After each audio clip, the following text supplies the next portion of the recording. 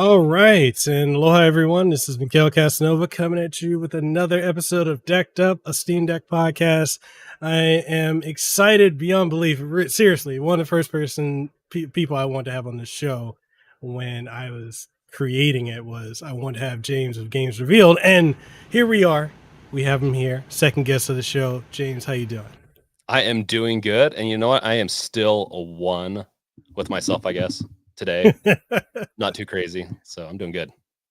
Awesome. Yeah,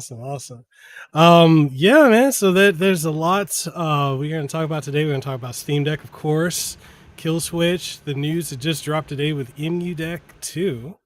Yes. And we're gonna talk Dead Space. I know you're a big fan of Dead Space. Then we just got the Silent Hill news that just dropped today. There's so much. Esoteric Wolf, I see you in the chat. How you doing? So yeah, go ahead and I mean, you don't need to introduce yourself, but I want you to start plugging and promoting yourself. Go ahead. The floor is yours. The floor is mine. So yeah, James, also the Brink. We are one. I like doing that kind of thing. If you're confused by that, one community. I try. I do a channel, Games Revealed. You can find it on YouTube, and pretty much just on YouTube. I kind of have a Twitch thing, but we won't talk about that. And I do videos on Steam Deck primarily right now, but I also do video games and also guides, whatnot. And really, that is it. That's all I'm trying to focus on. I'm trying to focus right now. And so, yeah. And then I can also see there's a lot of people out there that I recognize in chat. So, also want to shout out to you guys. It's your show. So yeah, man, thank you for coming through. Again, it's an honor to have you on the show. And yeah, I just wanted to so let's go ahead and dive into something we were talking about before we went live. And it's this bizarre time we're living in when it comes to like gaming, especially if you're a horror gaming fan. We've already got Resident Evil 4 remake right around the corner. Alone in the Dark is coming back. Dead Space remake is right around the corner. We got what, Callisto Protocol, and then we just got Silent Hill remake. Well, they teased Silent Hill 2. It's like, oh, in your restless dreams, I know that's Silent Hill 2. Anyways, what era are we living in? We're living in the remake era. Everything's a remake. Nothing's original, and it's just going to be the sweet past is what we're living on right now. So it feels like, or deja vu. You're like, wait, didn't that just come out? Oh, that came out 20 years ago. Okay, that's what it feels like sometimes. It really does. Like it's interesting seeing how like so many games are getting like constantly remade, and you would think with all the technological advances, instead of us focusing so heavily on remakes, which has been a crazy trend for like the last 7 or 8 years, you'd think that we'd be making more creatively original stuff. I mean, you look back at 80s, the 90s, and early 2000s, and the technological limits that they had on the hardware, and they were making some of the most creative stuff imaginable. And it's like now, not saying that they're not, but it's interesting that we're not getting as many like original IPs or stuff. It's so many remakes, and I don't know. Like I've talked to some of my industry friends, and they're just like, "Well, companies are not comfortable making too much of a risk anymore." I guess That's always the case. They're never comfortable making a risk or taking a risk, even when they're slapping down tens of millions plus dollars on marketing on Dead Space 3, which tanked the whole series. Like I joke a little bit because that's what they essentially did. They killed the series that was a great series, had a good fan base. They didn't have to spend money on it. So uh, they're misguided by, like, especially these big companies like EA and whatnot. They're misguided by their shareholders and stuff like that. I feel like kind of chase the whole, like, the NFT thing with cryptocurrency and all that. They kind of chase a little bit too much, and I feel like they've been burnt, and now they're playing the safe game.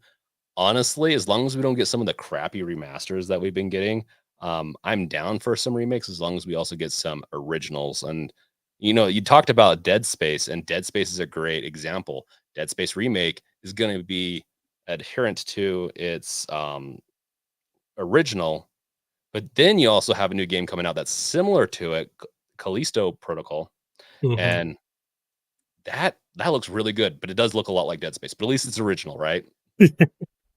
Isn't the launch window of those two is relatively close, isn't it? Yeah, it's the 1st of December, like the first week of December, I believe, is when the Callisto Protocol comes out, and then January sometime Dead Space. You think I'd, being such a big fan, I'd remember the date, but it's got to be like within a few weeks for me to remember that type of stuff.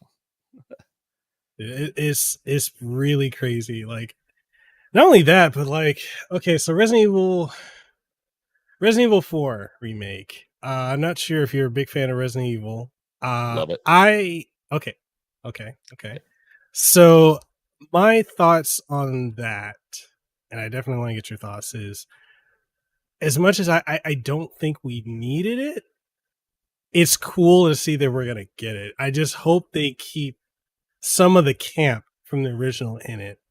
Like I know they're going a more serious route, but I want some of that camp. Like if the merchant doesn't be like, "Hi, stranger," if he's not like that, What I'm you gonna buying? protest.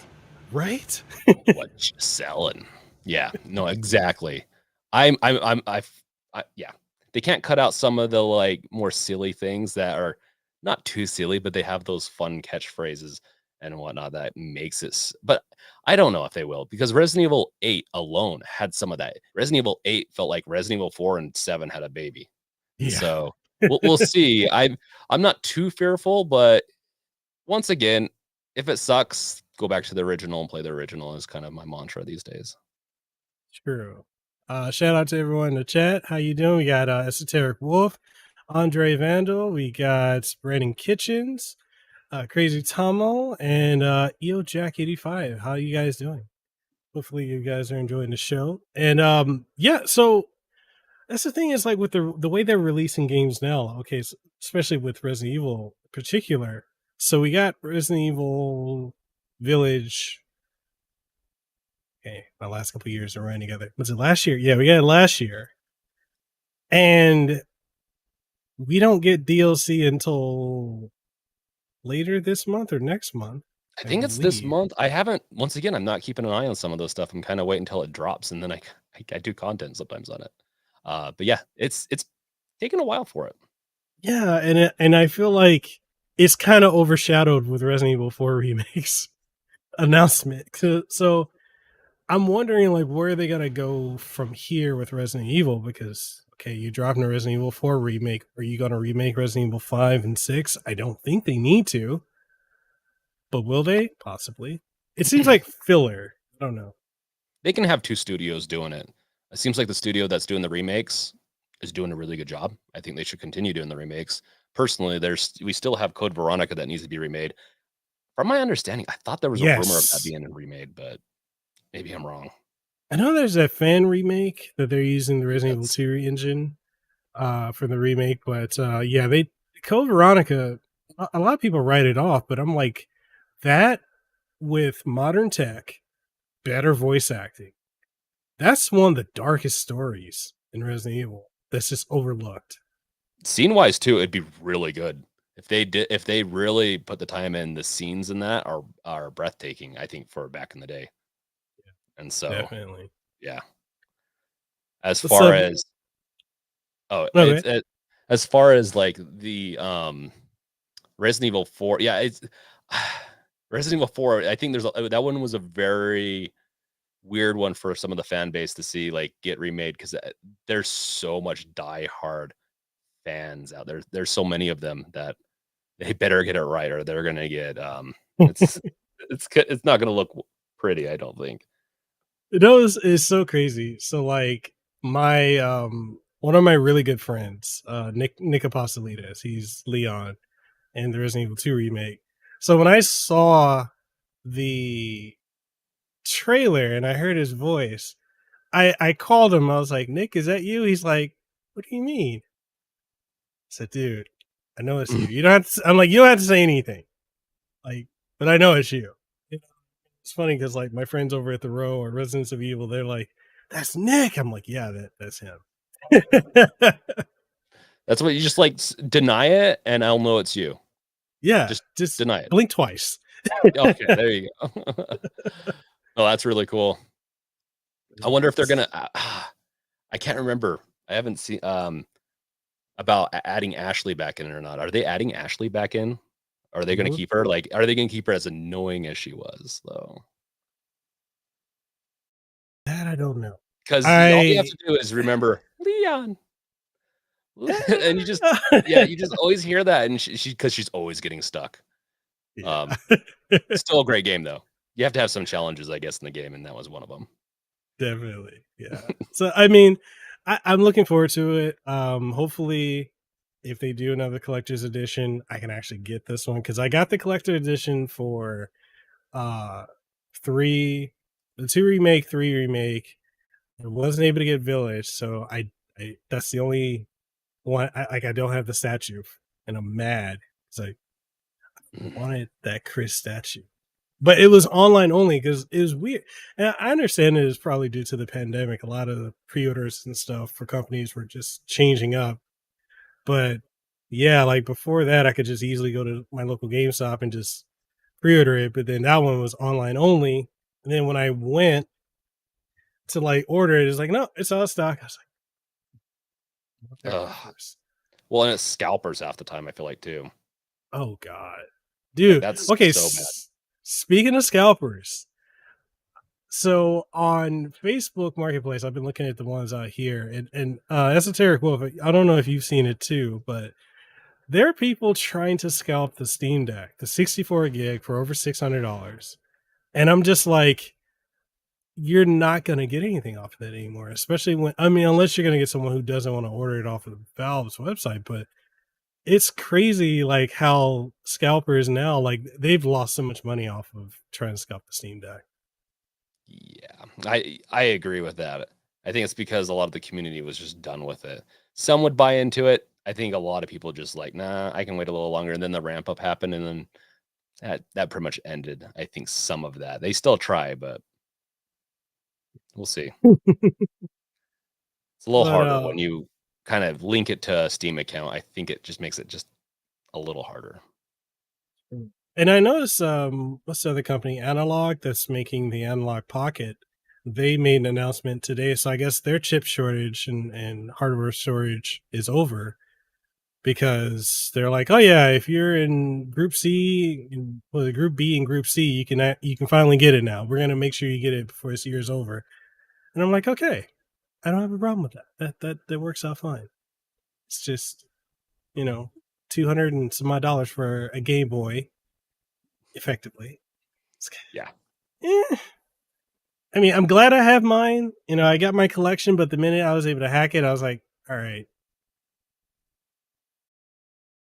let me just load my ROMs on it. I'm done with Yep. it. No, exactly. No, even emulators these days, like, I have a hard time wanting to play some of the old stuff because my backlog on Steam is so large. I'll still go back every once in a while. I do love me my N64 Mario 64. That is, I guess. Yeah. But, Okay. Speaking of backlog, right now, what are like maybe the top 5 games in your backlog that you'd like to, if you had the time to dive into and just devote to it? Dying Light 2. I was just playing it a little bit yesterday for the first time in like 6 months. I love the first one. So Dying Light 2 is one. There's a lot of games I've just started. I'd have to actually pull it up. My backlog is, oh man, Final Fantasy VII, the remake. I need to get through that again. And I was playing it on PlayStation 5. Then I heard that they were doing the newer version, and then it was coming for Steam. And then I was like, oh, and then the Steam Deck's coming out. I'm like, okay, I'm gonna wait until the Steam Deck's out to play it. So that's like, yeah, Final Fantasy VII's another one. Cult of the Lamb is a really fun game. That's all my I keep backlog now hearing because about that. I have not been playing it much lately, but it's a fun game. Okay.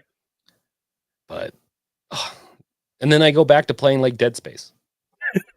My that ends up on the backlog all the time, even though I've beaten it. It just pops back up on there because I have to. And with with the Steam Deck, it does such a good job with Dead Space. So So, okay.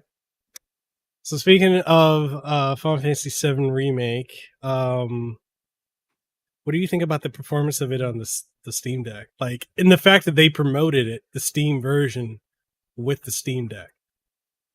Um, I tried on the Steam Deck. It seemed fine, but I haven't tried it in a few months. Is it not good? Is the performance Oh not no, no, no! good? It's good. It's good. You Okay. can, I mean, you can tinker it to get a variable 60 frames. It'll probably dip down to like 40 ish, Okay. 45, and then go back up to like 60. But for the most part, I mean, it runs smooth. Um, it's I was gonna it's I was gonna say, okay. like, it seemed to be running fine for me, but I'm like, I never know. You feel like there's a proton that comes out, like a proton version sometimes, and then it's just like bork something, and you're like, I just don't know. I don't know. So I'm walking on eggshells on some of this. Yeah, it's the with because it's so interesting to me. Like when people, when the Steam Deck was announced, you had a lot of people saying, "Oh, it's going to be another failed Valve project," and other people they were like, "Oh, this is going to fail going up against the Switch." And then one of the things I have said since they first announced it was when you start seeing the major AAA companies showcasing their game on it, that's when you're going to see how serious they are about that. And seeing, especially a Japanese company like Square Enix, like, hey, here's a remake running basically flawless on it. And it's like, here, we optimized it. Even when I think it first went to Epic Game Store. And then even if you did the either heroic or the Epic Game Store launcher, it had a setting in there to make it run perfectly on the Steam Deck. So it's like I'm at a point where I just don't play this much anymore. Like Yeah. it sits and collects a lot of dust. Like unless I need to review a game for it, like I'm just grabbing my Steam Deck. You know? Yeah, mine's right here. It's just chilling. It's not hooked up to anything right now. I like the Switch a lot, but the Steam Deck just has I'm first and foremost, I'm a PC gamer. I love the consoles and I've played them throughout the years since I was a wee little one, but I just I have a huge collection on Steam and so I just can't, I can't help it but be so invested in Steam even more with the Steam Deck and everything. And then yeah, more AAA games companies just supporting the deck. It feels like I think Sony is probably making a killing just by making sure it runs really good. I feel like with some of their titles because we're getting more and more PlayStation exclusive. At least were on the Steam store on PC, but they all of them so far work pretty well with some exceptions on the Steam Deck. And that's something where again, like I feel like it hurts the console fanboys like hearts because they're like, oh, PlayStation is the best or Xbox is the best, and everyone's like, let's go to PC. Let's put our games on PC. The only one holding out is Nintendo, and they're never gonna do it. There, well, let's see what the money Maybe. looks like. They're a little bit chasing money right now. That's their problem. I think that's why they haven't released a Switch 2, and their subscription services are Oh god. subpar. All of them, everything they do, software-wise, I feel like is subpar, unfortunately. Yeah. That's not games related. Games related, they're killing it, though. Like it's amazing how like okay, so if we step into DeLorean, we go back a little bit. When they started doing a digital storefront on the Wii, and then when they added the eShop on the Wii U and on the DS and 3DS, nothing carries over. So if you want your same game, you got to keep buying it over and over and over. And then now with the Switch, when they could easily, well, I don't know if they could easily, maybe there's a reason they won't do it. Money, probably. Uh, Money. like they could bring over what you purchased before to your Switch. They're still not doing it. You got to pay for the Nintendo Switch Online to get what is it, the Super Nintendo, Sega Genesis 64, and such. And then even then, you don't have a lot of great games. There's a lot of subpar games they're constantly giving you on that. And it's just ridiculous. And then having to pay for the 64 controller, which I didn't spend money on that, but $50 for a Bluetooth. I know I got one around here somewhere. I got like a third party one from like was it Retro Fighters they sent me, and I'm like, yeah, this is cool. And then when I did that video, I had so many people like, you're promoting the Switch online. Like, no, I'm not. I'm just doing a video for a product I got sent. So And then it's okay. If you wanna promote it, that's fine. I could see some people enjoying it. It's an easy way to play some of the old stuff, I feel like, but it's the when I went to play something for a podcast I did in the past, like, it was difficult to get to it. Not only were there paywalls, so I have a little bit of a gripe against Nintendo for that. and then didn't they upped the price on it too, because you got the expansion pass, and that's more money to get additional stuff. And I can't believe Mario Kart 8 is still running nearly a decade later. We're still getting content for that. Hey, I mean, at least they're supporting it if they're releasing content, I guess. But I agree, like, they, and that's my fear too with the Switch is that are they gonna continue writing out this, the Switch and the games with are they gonna be able to actually continue to release good games in the future? I don't know. Or are they gonna chase the money? And going forward from there, like just wondering, because Nintendo notoriously has a hard time following up a success. I think the only other time they've ever been able to do that was the original Nintendo to the Super Nintendo was a success. 64 flop. GameCube, shockingly a worse flop than the 64 sales wise. And Yeah. then we got the Wii. Crazy. Everyone has a Wii. Grandparents got a Wii. Yep. Then Wii U, people are like, what the hell is this? Is this an add-on? Because all they showed was a gamepad, and like that was terrible. And then we get the Switch. Switch does well. So are they going to screw up following that? And that's something where I'm like, okay, the Switch is what, 6, almost 7 years old now. That And the chip tech in is it's old. almost 10 years old, I think. It's a Tegra X1 or whatever. If I'm probably wrong on that, but yeah. No, no, no. It's a Tegra X1. So I'm Yeah. like, yeah, I think one of the last shows I did when you were in the chat, you were saying that they're probably going to stick with Nvidia because they have a partnership. Yeah, the rumors, like the leaks coming out, is that they already have a chip in the works. Whether it's Switch 2 or Switch Pro. I mean, it'd be stupid not to just do a Switch 2, I feel like at this point. The OLED is almost like a Pro in some ways. But yeah, there's rumors and there's always rumors and leaks, but I feel like this is a pretty strong one. They want to keep compatibility. They're going to stick with Nvidia. And we'll see though. Nvidia is very focused on apparently milking people with the 4090, and then also on the business side of things of like AI automation and stuff like that. They have a huge business outside of what we kind of see as gamers, and we'll see what they actually focus on. Yeah, you can be honest. You got a 4090 on the way, don't you? No, I wish. If I had a 4090, well, I mean, I wouldn't hide it. I guess I wouldn't brag about it. I want one, but I'm like, I got to build a case for that. Like that thing is massive. I What? love the memes that came out about it. It's just about lifting it, make sure to have the brace on and everything for your back, and I love it. I love the memes that come out of some of these things. It's the best roast of these companies, but Seriously. it's not like it's the first time that they get performance. They'll make something big or they'll make it something ridiculous. Hopefully they don't continue that trend with the wattage either, because that Oh, these yeah. cards are power hungry. I had a friend ask me if they should upgrade from their 2080 Ti to a 4D series. I'm like, it depends on what you're doing. Are you editing 8K videos?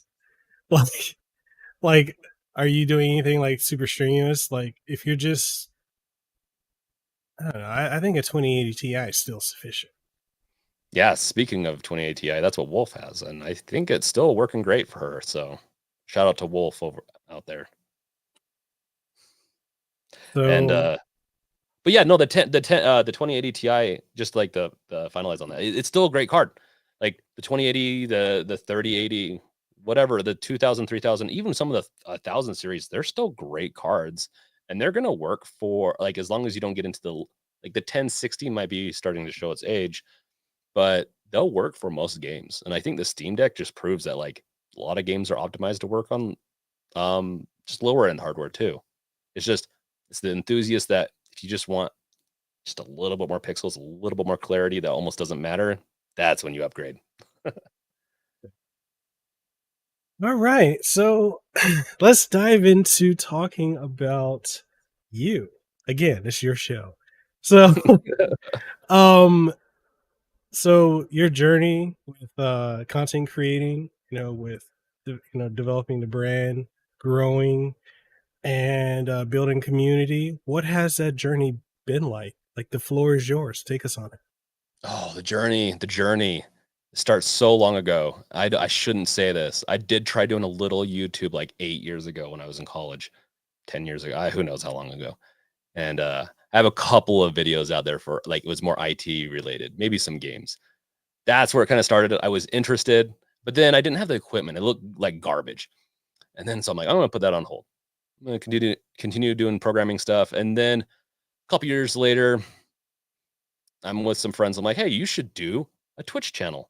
And then I just like, okay, I'll also do one along with you just so that, you have a buddy to do along with. And then, I did that for a little bit, then stopped because Twitch scheduling is crazy when you have a regular job where it's like, okay, Yeah. done with my regular job. Now I have 4 hours of gaming now. That's become a chore.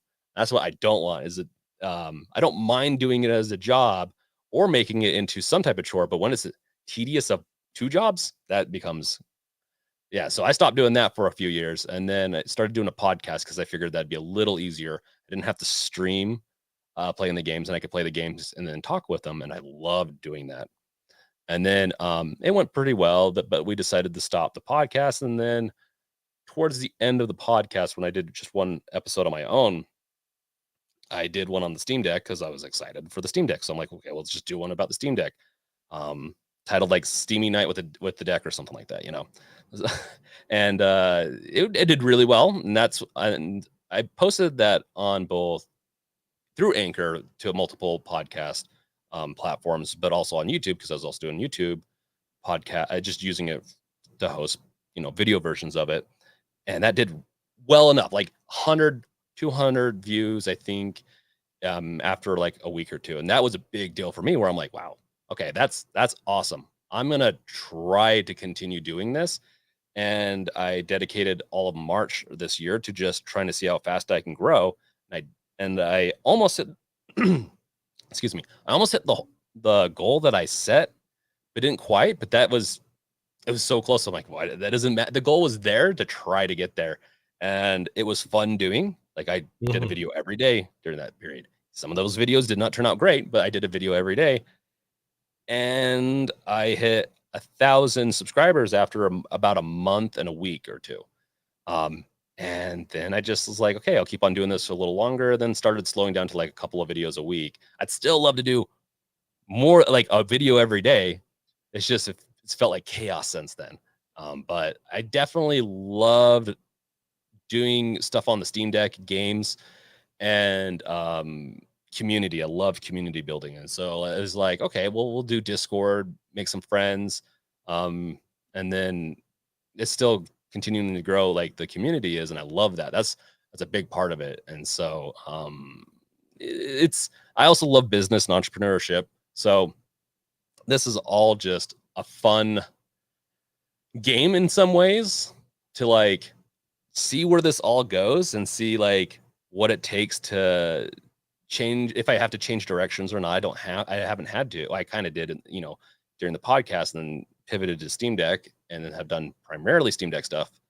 And it's a gaming channel technically, like it's games revealed, and I don't play very many games right now. Trying to fix that a little bit, but there's so much Steam Deck. Like my backlog is so crazy right now.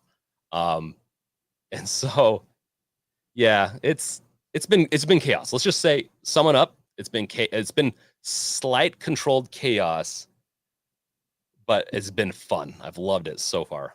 So interacting with the community, getting to see like not sometimes when you interact with the gaming community, you get you get some really cringe people out there where they're just kind of assholes, and Oh yes. especially starting out. That's the one was so surprised.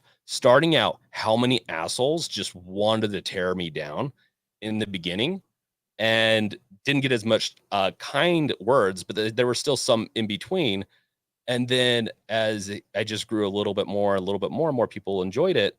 Then it was more, almost everything was nice to a point, or it was um, constructive criticism, which I'm fine with.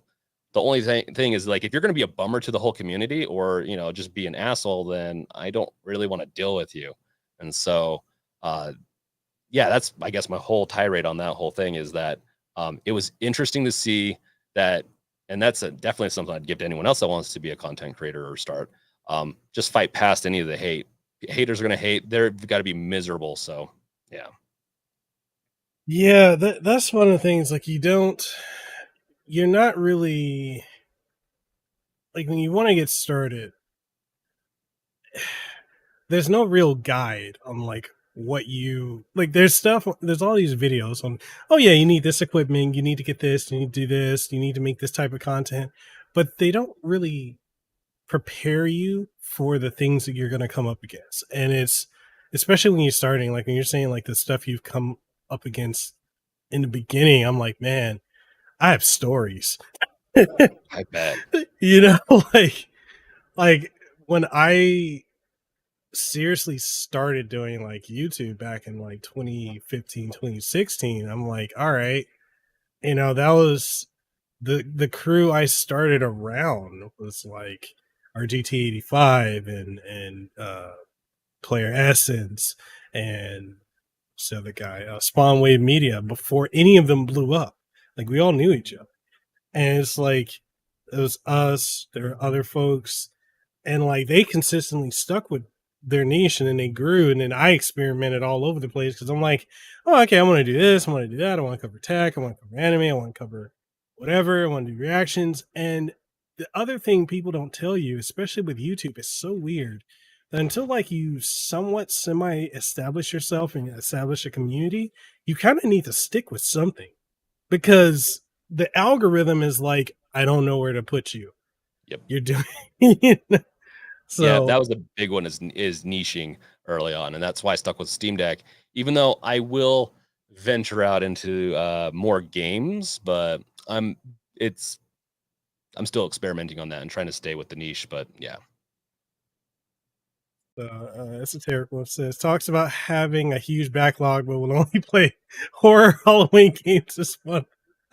I mean, honestly, Wolf, you're kind of throwing me under the bus there. That's all I play. I feel like lately. Even before the Halloween, I love Halloween, but even before, I'm a big horror fan of video games, but I also like other games like Final Fantasies and stuff like that. Like I like a breadth of different games, but yeah, Esoteric says, I want to hear those stories, Mikkel. yeah, that would be interesting. Honestly, some of them. That would have to be on like like a more adult oriented. Like I had to tell you the it's like the dark web of YouTube. Like I've dealt with some stuff.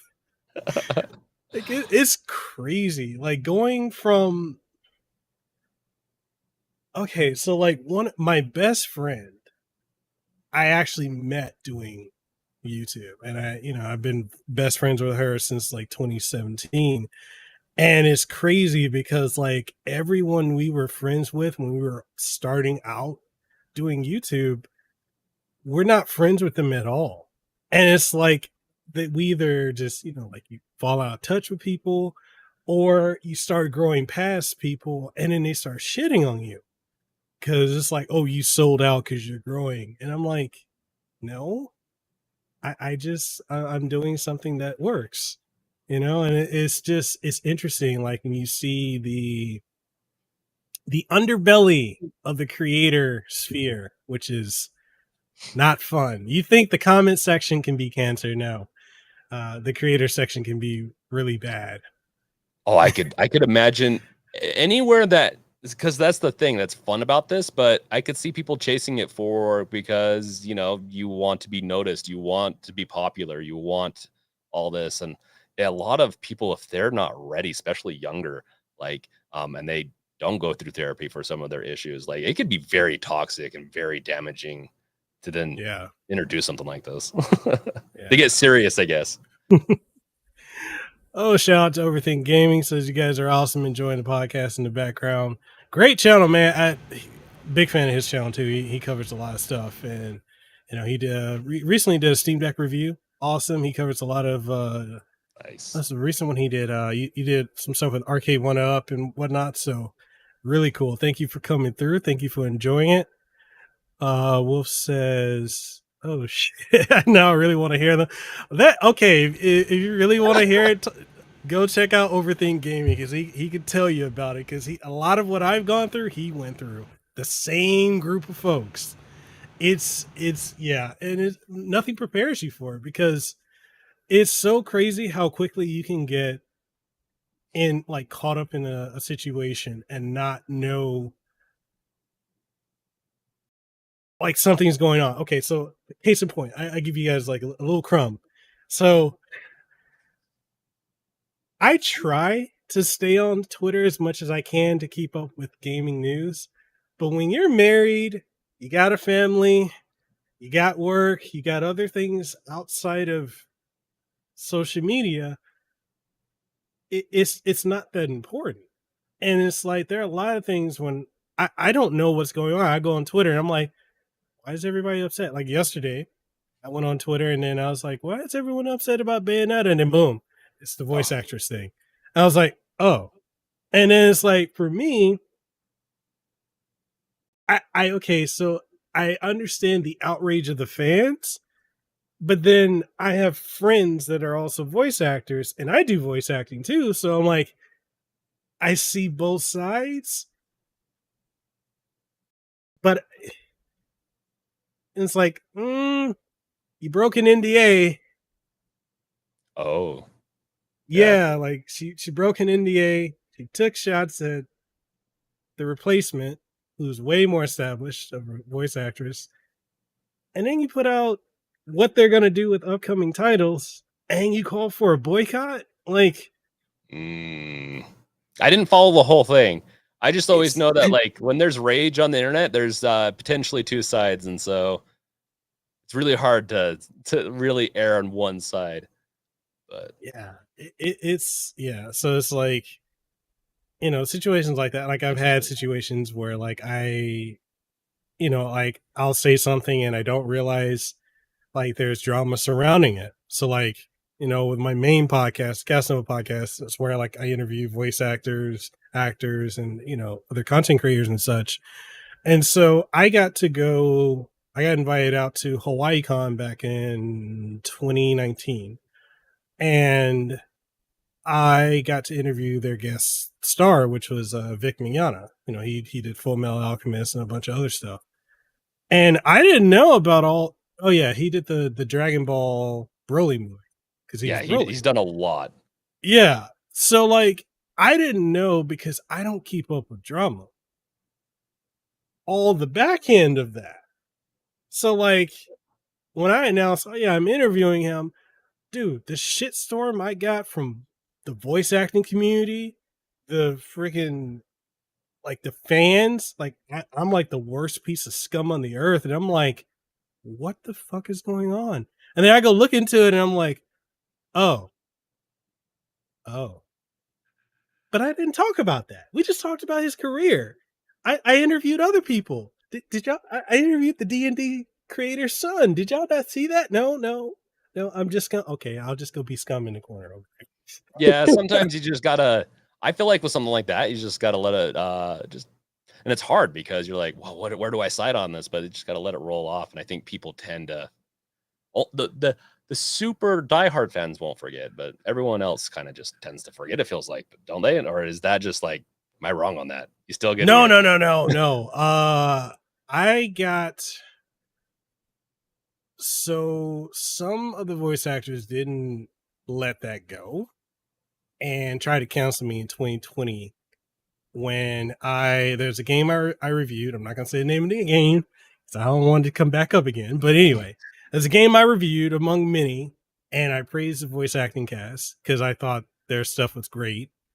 And then that led to some of the main cast adding me on Twitter, adding the company that made the game, telling them never to work with me again because I supported Vic Mignogna. And I'm over Mm, here like, I did one interview.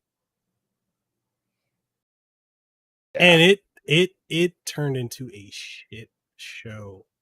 And I just literally I had to get off of Twitter because I'm like, yeah, this is ridiculous. Like I know I didn't do anything wrong. I just interviewed a guy. I interviewed a lot of people at that event, and it's just like it's almost like the witch was it the Salem witch trials or whatever, like the witch hunts.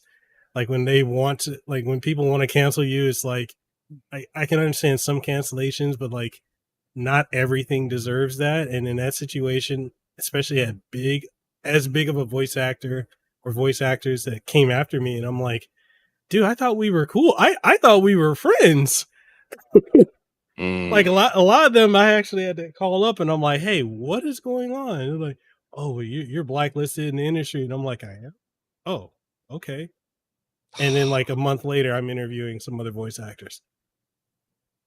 But anyway, yeah, I try like Twitter's not real life, people. It's No, not. it's not. It's drama bait at times. There's a lot to it, and I yeah, I never really got into Twitter. I still I'm more of a uh browse and maybe sometimes like kind of things. I don't usually post, but I'm getting more into that with this role. It's more fun.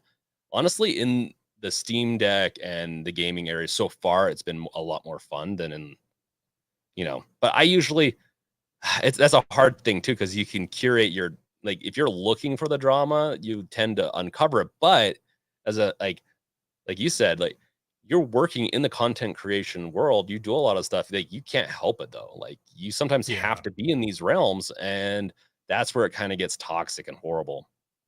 yeah. And yeah, no, it's cancellations are honestly a joke. I could go into a long time with all that, but it's also a way that we like if someone does something deplorable, then they obviously should be canceled. But I think that's kind of an obvious thing. But when you start reaching out to other people that are just like aren't even related really to the any of the drama, that's Yeah, crazy.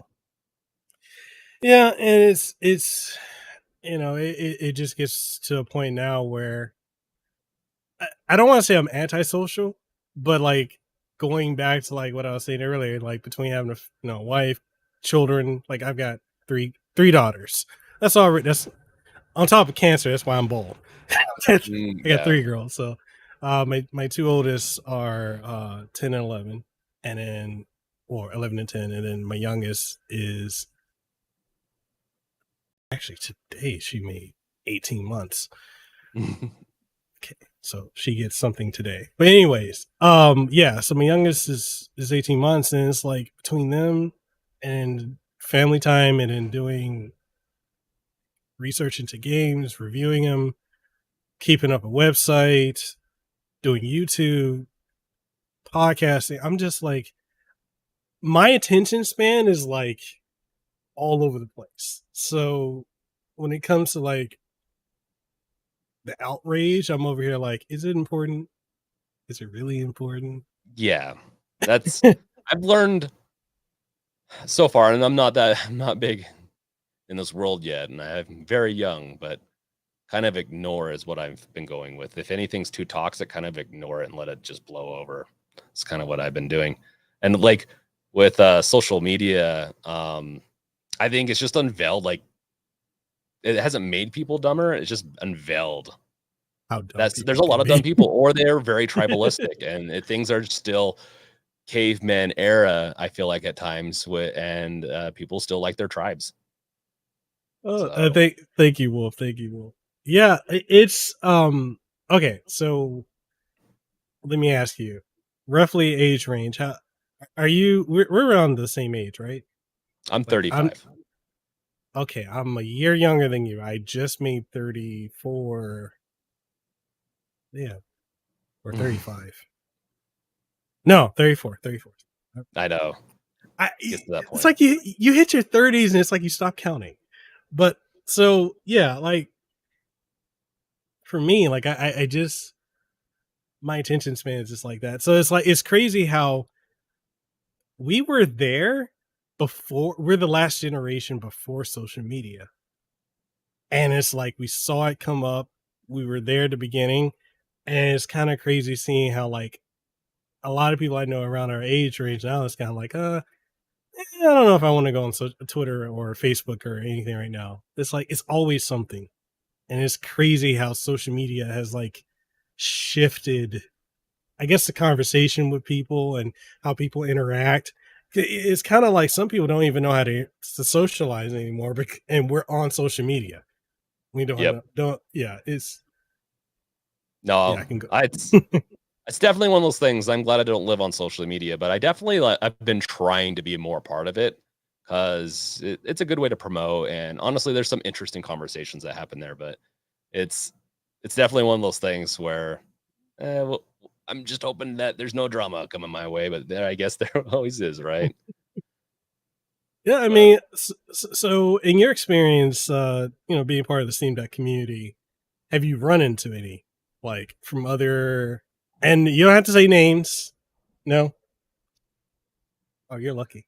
no, I haven't in the Steam Deck world drama wise. I have not run into any, but I have not been on social media much. The only thing I've ever really been on is YouTube, just doing the YouTube thing, kind of just focusing on that.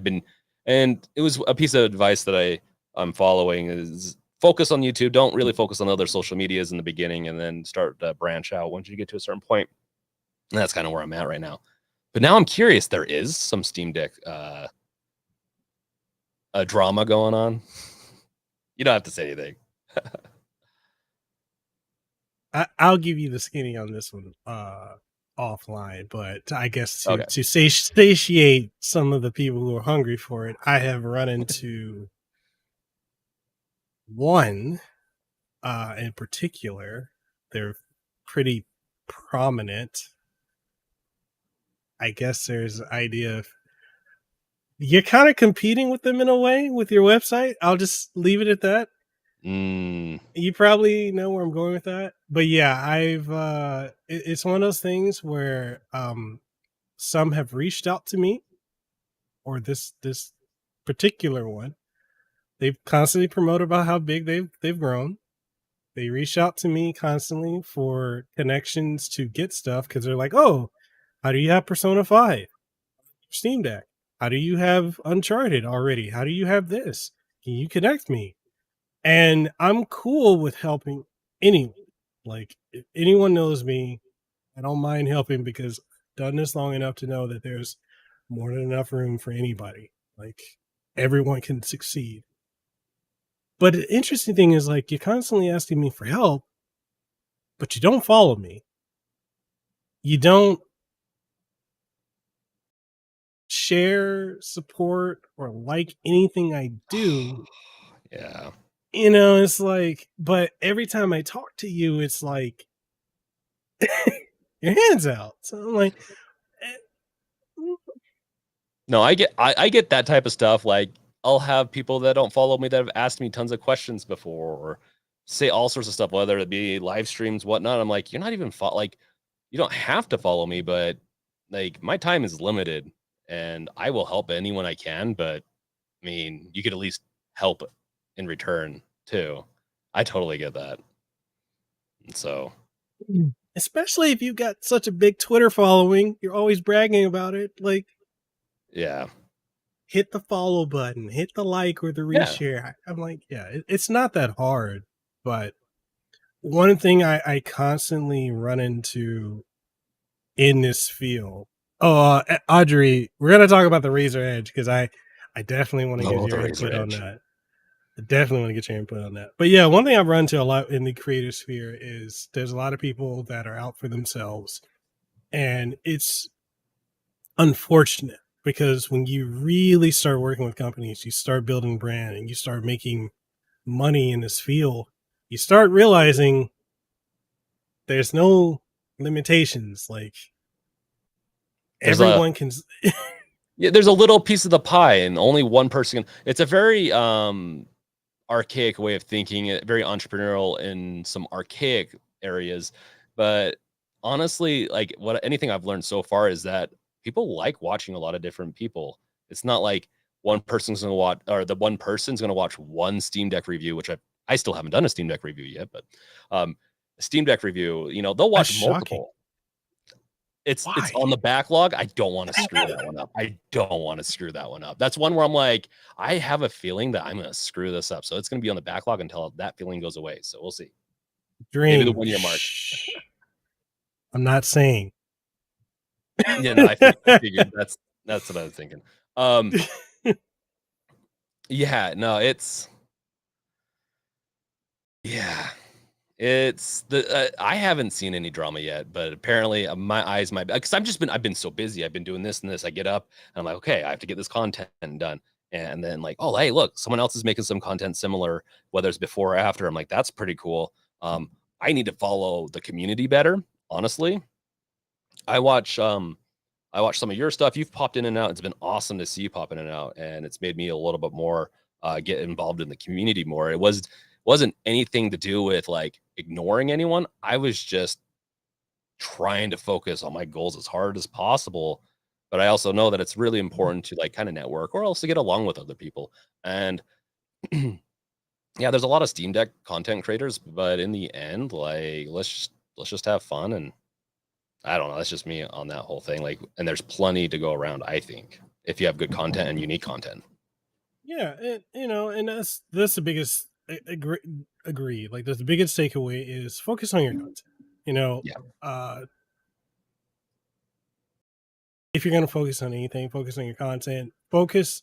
You're not competing with anyone. Like I was on a show with my friend um Andrew Alliance. He had me on his Twitter space show, the Pixel Block. And one of the things that he said, and I fully agree with, is we're not competing with anyone but ourselves. Like, yeah, we can both be making Steam Deck content, but we're not competing with each other because we're making it the way we make it. Our audience is expecting something from us, and they're not expecting us to be someone else. Yep. So it's like focus on yourself, compete with yourself. Can you do and to explain that concept better, competing with yourself just means can you do better the next time? Like Yeah. if I did this yesterday, can I do twice as much or more? Can I improve? And you can obsess over that. I tend to like I can do all this. And I look at the That's clock. Oh. that's a big thing with me. But I also think it's important to learn from others. Too. Like watch like, okay, well, they're doing that. That seems like a pretty common thing because that's one thing. I'm new to this. So sometimes I'll pop in and out. But I've also watched a lot of, I watched tons of YouTube for years. So it's not like I'm unaware on certain things, but it is nice to know kind of what other people are doing, but to also it does get hard sometimes where it's like, oh man, they beat me to that, and to not get competitive and get angry because I've had a couple of those where I'm like, I just couldn't get it. Like the dock is a great example. I didn't get the dock until Thursday, maybe Friday this week. And then I took my time to because I'm like, well, it's already kind of too late. People got their docks a lot earlier. So I'll just spend a little bit more time. And then it ended up being into an angry rant review. But that's besides the point. Um, and so I still I just took my time, but it was still hard where I'm like, man, everyone else got theirs so much sooner, and I didn't. I had to do a video so much later. It was a little demotivating, but at the same time, it is what it is, and I move on, and I'm not angry at anyone. But I think that's an important thing to do. I feel like that I, I, things just I happen. Sure. So the current trend, I'm wondering, are you gonna do it? Because I'm debating if I'm going to, is to cover the was it the verses like very like I guess which dock should you buy? Okay, that's actually a hub. Never mind that. Like which dock should you buy? Like that's the current thing everyone's doing. And I feel like I get it. I was actually talking to my wife last night about it. I was like, yeah, I see the point in doing it because there's so many docs out there. But at the same time, I'm like, I kind of feel like people have decided they're either getting Ivalar or they're getting JSOX. Like there are these other competitors. Like, okay, so all right, so we got the JSOX. I Yeah. just got this that came in yesterday, which I'm doing a review of it. It's literally the same casing to an extent. I'm like, did they just repurpose the JSOX case? It's all OEM. Like half this stuff is OEM. It's going to be very similar products. That's the funny thing. And so, if someone wants to send it to me, I'll do a review on it, potentially, or wrap it into another video. And I have a bunch of docs that I have not done a video on that I said I would do one on, but I never promised what kind of video. So there's going to be a comparison, and I do plan on doing a comparison video. I know a bunch of people are doing them all, but I am taking my time to do that and kind of point out to what I kind of think is important with this type of stuff. And usually when I do these types of videos, I always try to just wrap it up in like, which one's the best for you? Like, not which one's the best all overall per se. I might say that sometimes, but like for like the Steam Deck dock, it has Mm-hmm. some failings. I honestly don't think it's like the best part of it is the auto updating firmware, or at least the easy updating firmware, but nothing else stands out for it for me, except for, Yeah. well, multi-stream display port kind of stuff, but that's not, you can get that with other like the dongle dock kind of stuff. So I don't Yeah. know. So I saw this one today, and I think you might be interested because I know I'm interested in it. And let me put it on the screen. Hopefully, it doesn't crash. But that,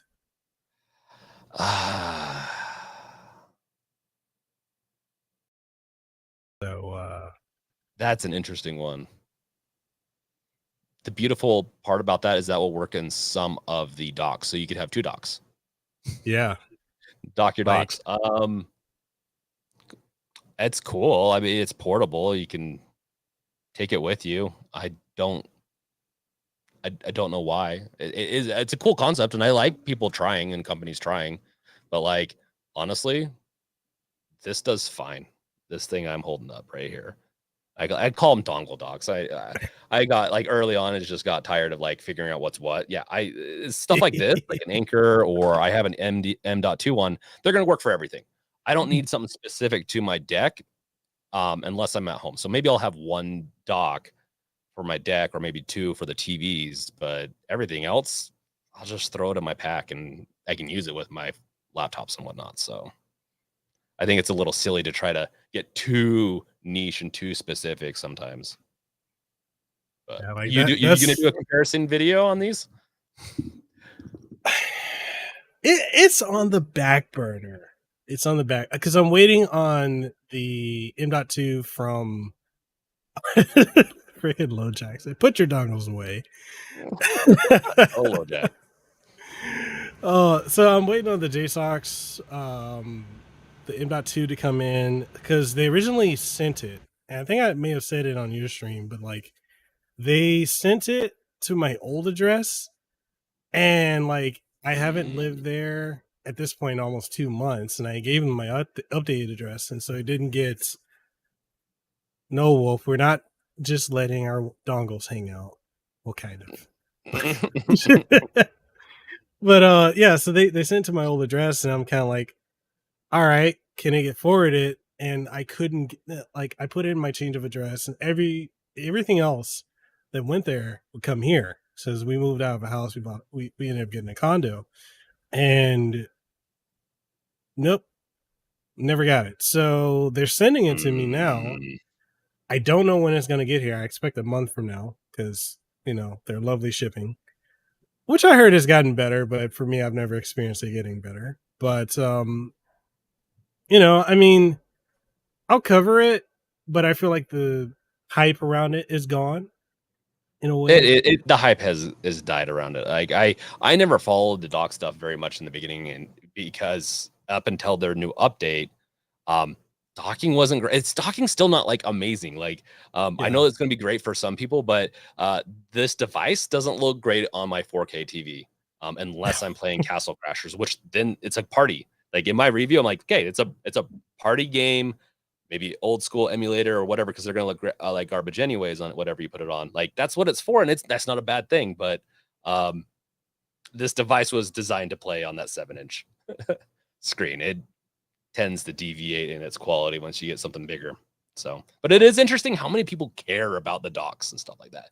It is Yeah. amazing how big of a deal that was and is.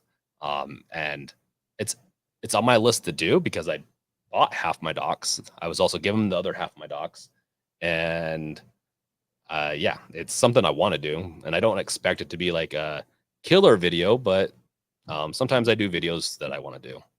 Maybe not the best thing, but uh, sometimes I just got to do those videos, I guess, to get it out of the way, or else I'll just be like, I have 10 docs sitting. I don't know how many docs I have, but 10 docs sitting in that box because I have a box over here that just like I need to get to. I even to like go even further on this time. I bought a bunch of earbud things on sale, like the Razor and because in the beginning I'm fine because investing back in with the money I make from the YouTube stuff and just buying some stuff early on. And so going down and testing earbuds and stuff like that, I want to do a video on earbuds and audio with the Steam Deck and still haven't done it. I've been planning to do that for like a month now. And that's a good avenue to go down because really no one's doing it. And not to knock anyone, but I mean, a lot of us, we're kind of covering a lot of the same things just because a lot of the news, as soon as it hits or within the day it hits, we're like, well, fuck, we got to cover it. So I'm only it, lucky sometimes with that.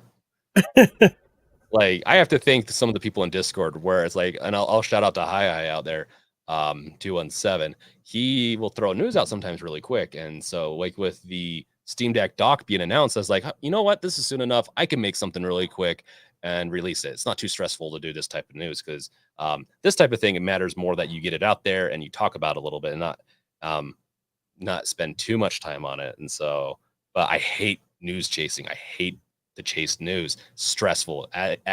Gives me so much anxiety. So Yeah, yeah, because okay, so for audience, for you who may not understand, I know a lot of you guys do because you guys follow us, but for those who don't understand, when you're covering news, that window of relevancy is so tiny, and you have to get your video out in a certain point, and depending on what you're using, your internet, like I use Premiere,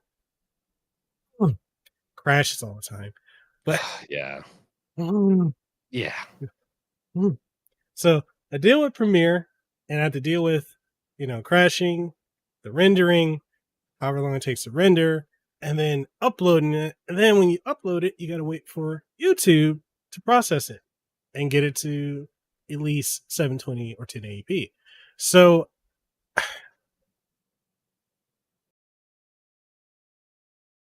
you typically, I want to throw out a number. You have between like 1 to 8 hours, let's say. Once it's beyond that, don't even bother. um, it depends. I guess my opinion on that is I agree. If you're going to be solely chasing the news and not an opinion around the news, you have shorter the like. If it's purely about information and not opinion based, then yeah, you have the shortest time frame.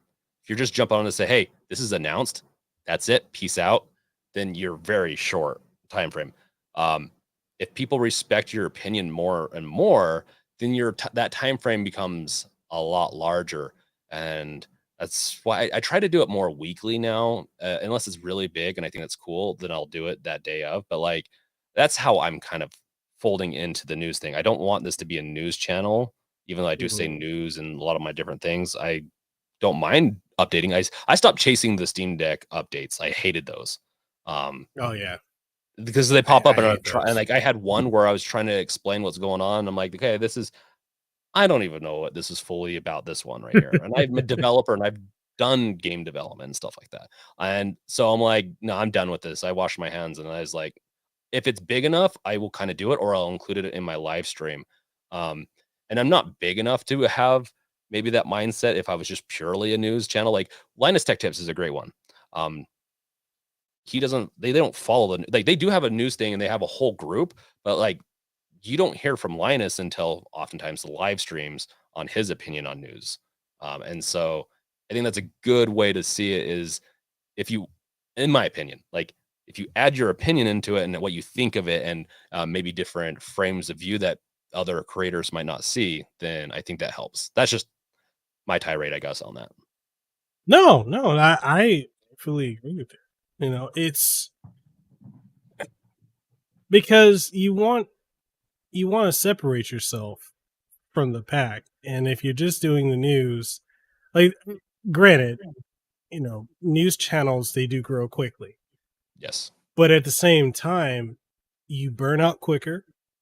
Uh, it just becomes a chore, Yep. and then you just get to a point you just don't care. Like a lot, yeah. You know, look how many beta updates they like. Oh yeah, we did a beta update, and I'm over here like, I want to cover that. Yeah, no, it's honestly, it's going to kill those channels eventually. There's the, I think interest is already dying for some of those updates unless you can spin it hard enough, which I've seen in some thumbnails where it's like, this is the biggest update ever. And I look at the update, I'm like, no, it's not. It's not the biggest update ever. It's very nonchalant unless unless they're a very specific person, then maybe they're that. It's just, you got to be careful with that. You got to, if you're like, you got to do the clickbaity thumbnails a little bit, but if you don't deliver at least somewhat, then it flops. And I've had channel like playing around with thumbnails do a little bit too clickbaity, and it's just like it doesn't end well. But I also like playing. I like that's why I like this field. I like to like try new things. I like to do a lot of different things, and so it's fun. And luckily, the community's forgiving when I'm maybe a little too cringe on certain thumbnails. And so, So, so speaking of that, what has been a video that has done well, but you've kind of gotten like, I guess, backlash on? oh, GBD, 100%. I think all my community knows this by now if they've watched any of my streams. The GBD community is semi toxic. I will say this right now. And if you like GBD, that's fine. Just don't be an asshole. Because I did one on, and to be honest, it wasn't like the best. I was just analyzing and I talked a little bit too much and didn't edit enough out.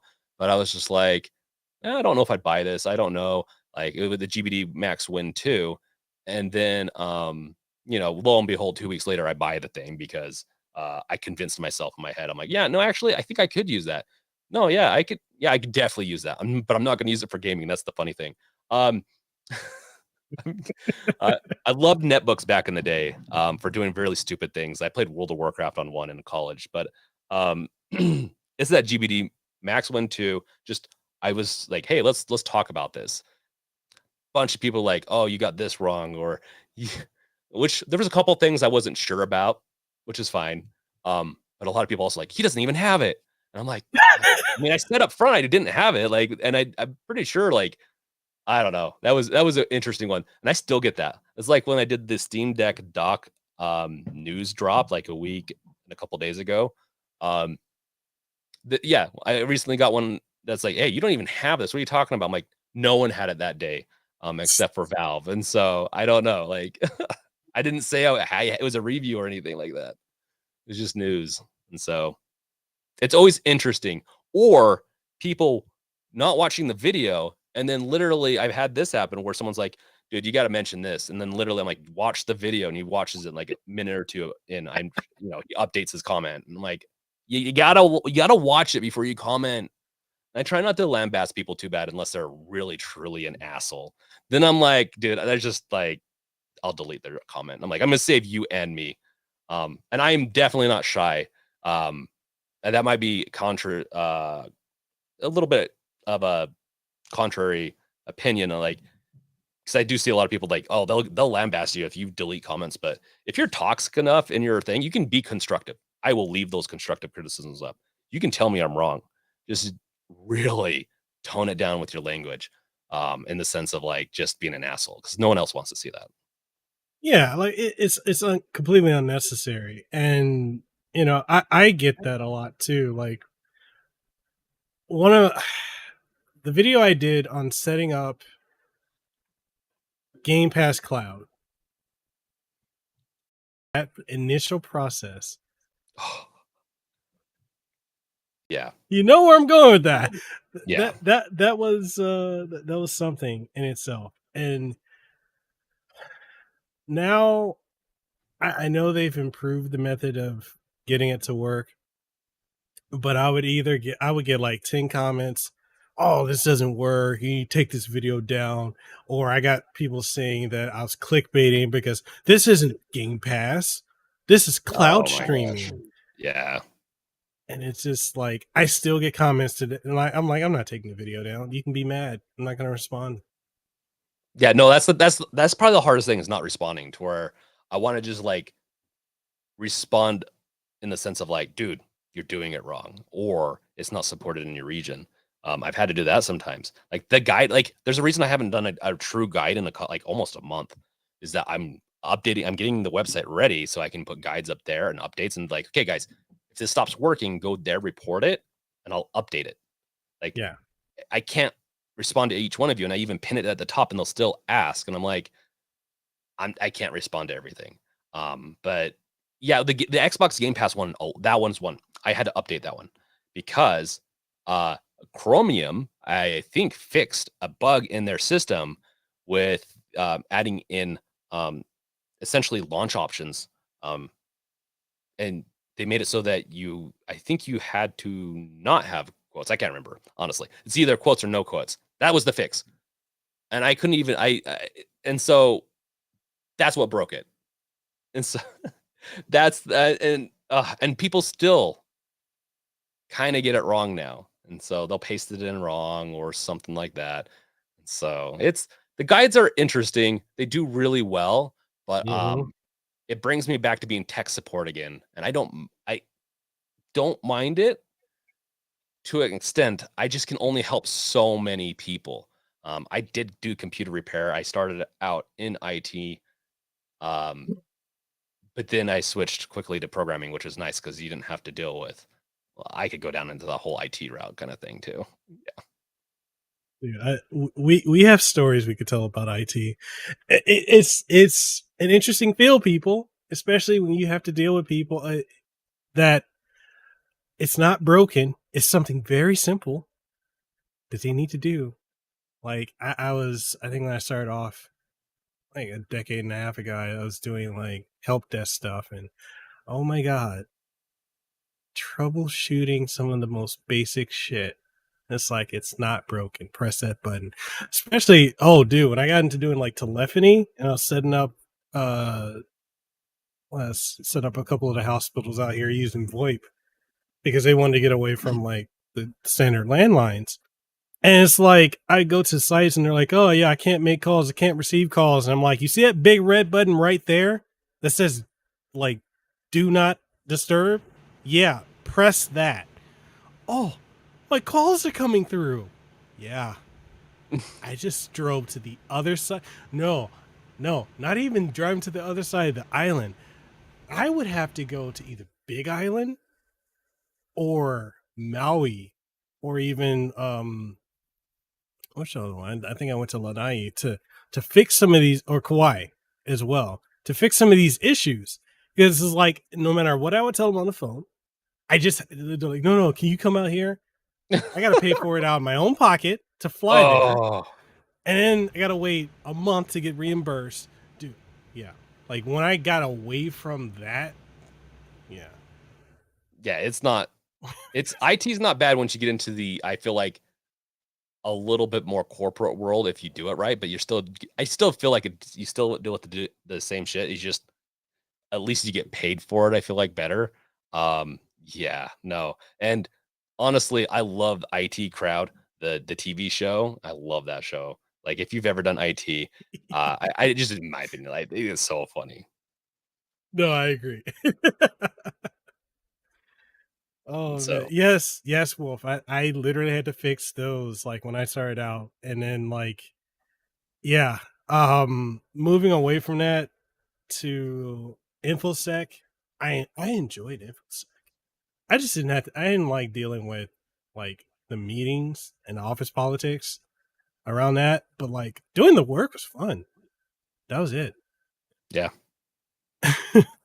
No, this is well, this I can ignore comments kind of, or do a mass respond, or like I could do something or update the video if I need to.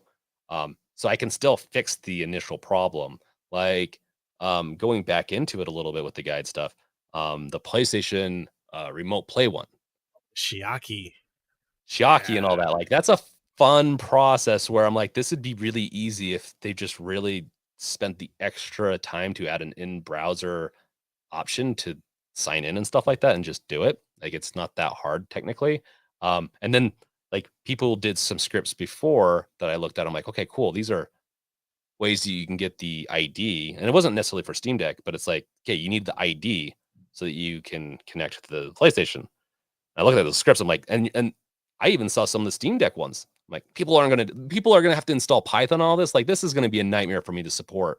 So I went with the route of using the website. It was like an I don't know. It was one of those script sites that runs a script in the background. And then it broke. So they I think the creator of the script updated, but ended up breaking that script.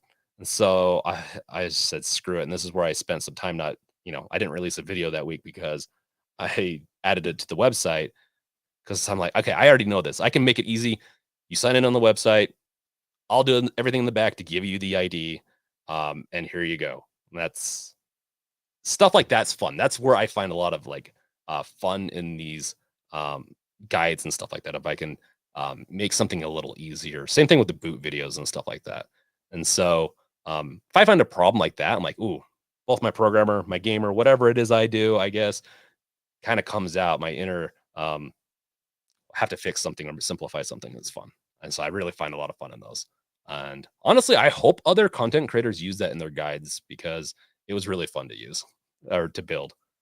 It's so crazy. Like when you start doing like the boot videos, you're like the first person to do that, and then next thing you know, freaking Valve with that update.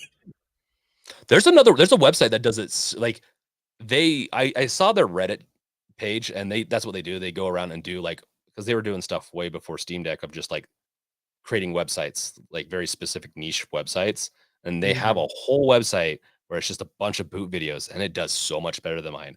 And that is another one of those things where I'm like, I'm a little upset because I'm like, and it was more or less because they launched it like a couple days before I launched mine. And I'm like, damn it. I was just waiting because I wanted to make it like because my process is really simple. I try to make it so where you just copy this command into the console and it's done. Yeah. But it's one of those. It's a weird one. It's a weird one. But the boot videos are fun. Those are kind of. I feel like those ones Mm. are that trend is kind of dying down a little bit. Even though I Yeah. still want to get the plugin out, it makes it harder and harder the more I don't like see views on either my videos or other people's stuff. But yeah. S- So, all right. So, I want to know in hindsight, because I know you did the Steam Deck only challenge as your main computer. Oh my goodness. Those are some interesting videos. Those are some other ones where I got some crap because people thought they could do.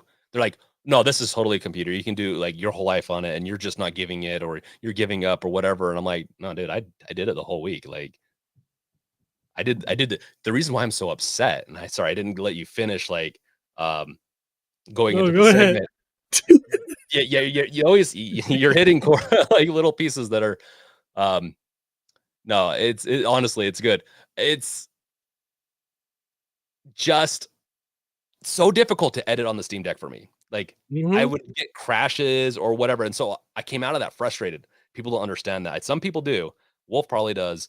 Um, as I work with Wolf, she does help me just that, to add a little context there. She helps me with thumbnails and stuff. And I came out of that so frustrated because things weren't working. I was trying to do this is back when I was doing videos every day. So I was like, okay, I uploaded a video yesterday, just pretty much ranting, and it wasn't my best work. And not like every like, it has to be my best work. It's just like I really just didn't edit much of that because I didn't want to, because I really didn't like it in the Steam Deck at that point. And it comes down to Linux. Linux is great and all, but I swear, everyone just like you have Linux fanboys and they think it's the end all be all. And I'm like, dude, I've done the Linux thing on and off for years. I've used every operating system, like the major three, Linux, Mac, and Windows, work, play, whatever it is. Like I've done that because I like to tinker.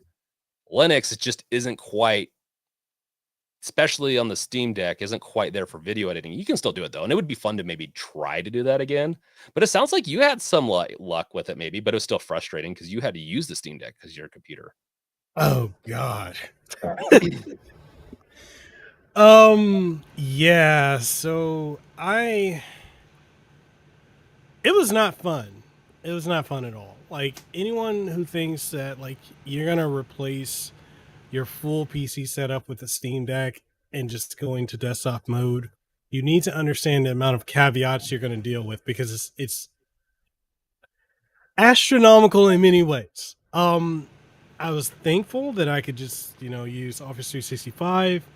I mean, I could use GIMP to do photo editing to an extent because that kind of stressed out the Steam Deck a little bit at times. Canva's your friend. It will still do some photo editing, but depending on how far you go into it, I use Canva Okay. for Okay. very simple stuff.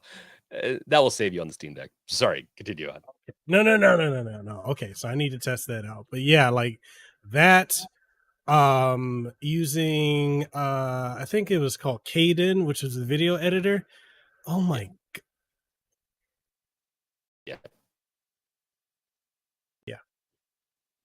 I had yeah. to go a It's month, people. A month. That's torture. That really is torture. Um, and honestly, like I was doing if I had to have, well, honestly, I would have switched over to Windows on my deck for doing that type of stuff. Um, because Linux, and especially they're using just we don't need to get into that, I guess, into this very specifics of Linux on that, but just Oh, Linux can do it. But I don't think most professionals use Linux. It's either Mac or Windows when it yeah. comes to this type of stuff. I know that what is it? DaVinci Resolve, which is a Hmm. video editor. It's one of the video editors I use. I use that in Filmora, and DaVinci Resolve can work on the Steam Deck technically, but if you install it, it will. And there's an update. It's installed through Pacman, and so it just gets wiped out. It's not on the Discover store, and then on top of that, they don't have licensing for it on Linux, and so if you were dealing with recordings that or if you need to export into like I can't remember the video format, it doesn't work. So you have to also pay $150. So I didn't even get to use DaVinci Resolve, which would have been awesome because that is an awesome piece of software for video editing and it's free. Yeah. Yeah.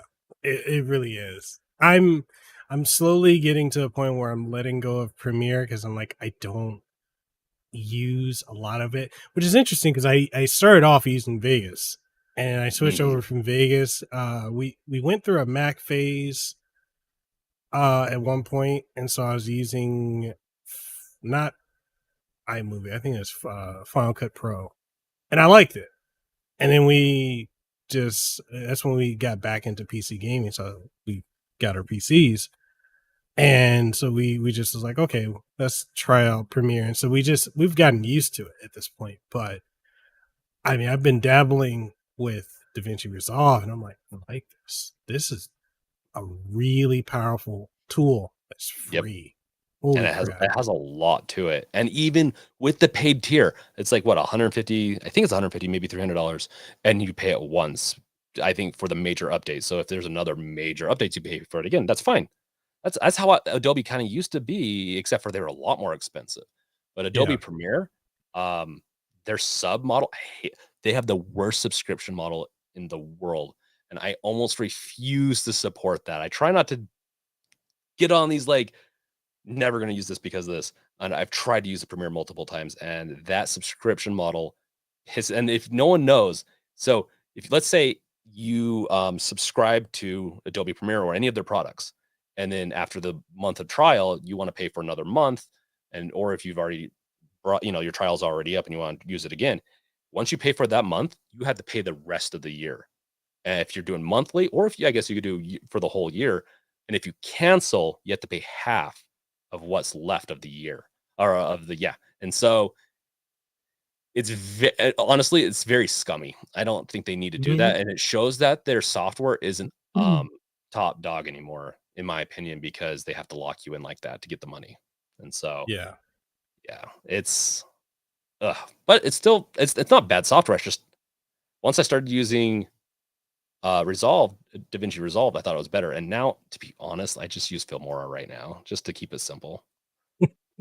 Uh, yeah, DaVinci Resolve, I don't use all the bells and whistles, and there's a couple of things in to do shorts because I've been trying to do more shorts that Filmora just does better.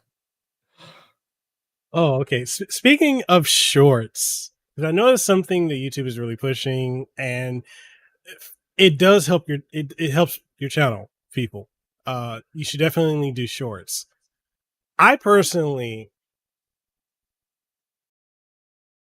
it comes down to that time thing. It's like I already worked on this video. I don't really want to take the time to make a short.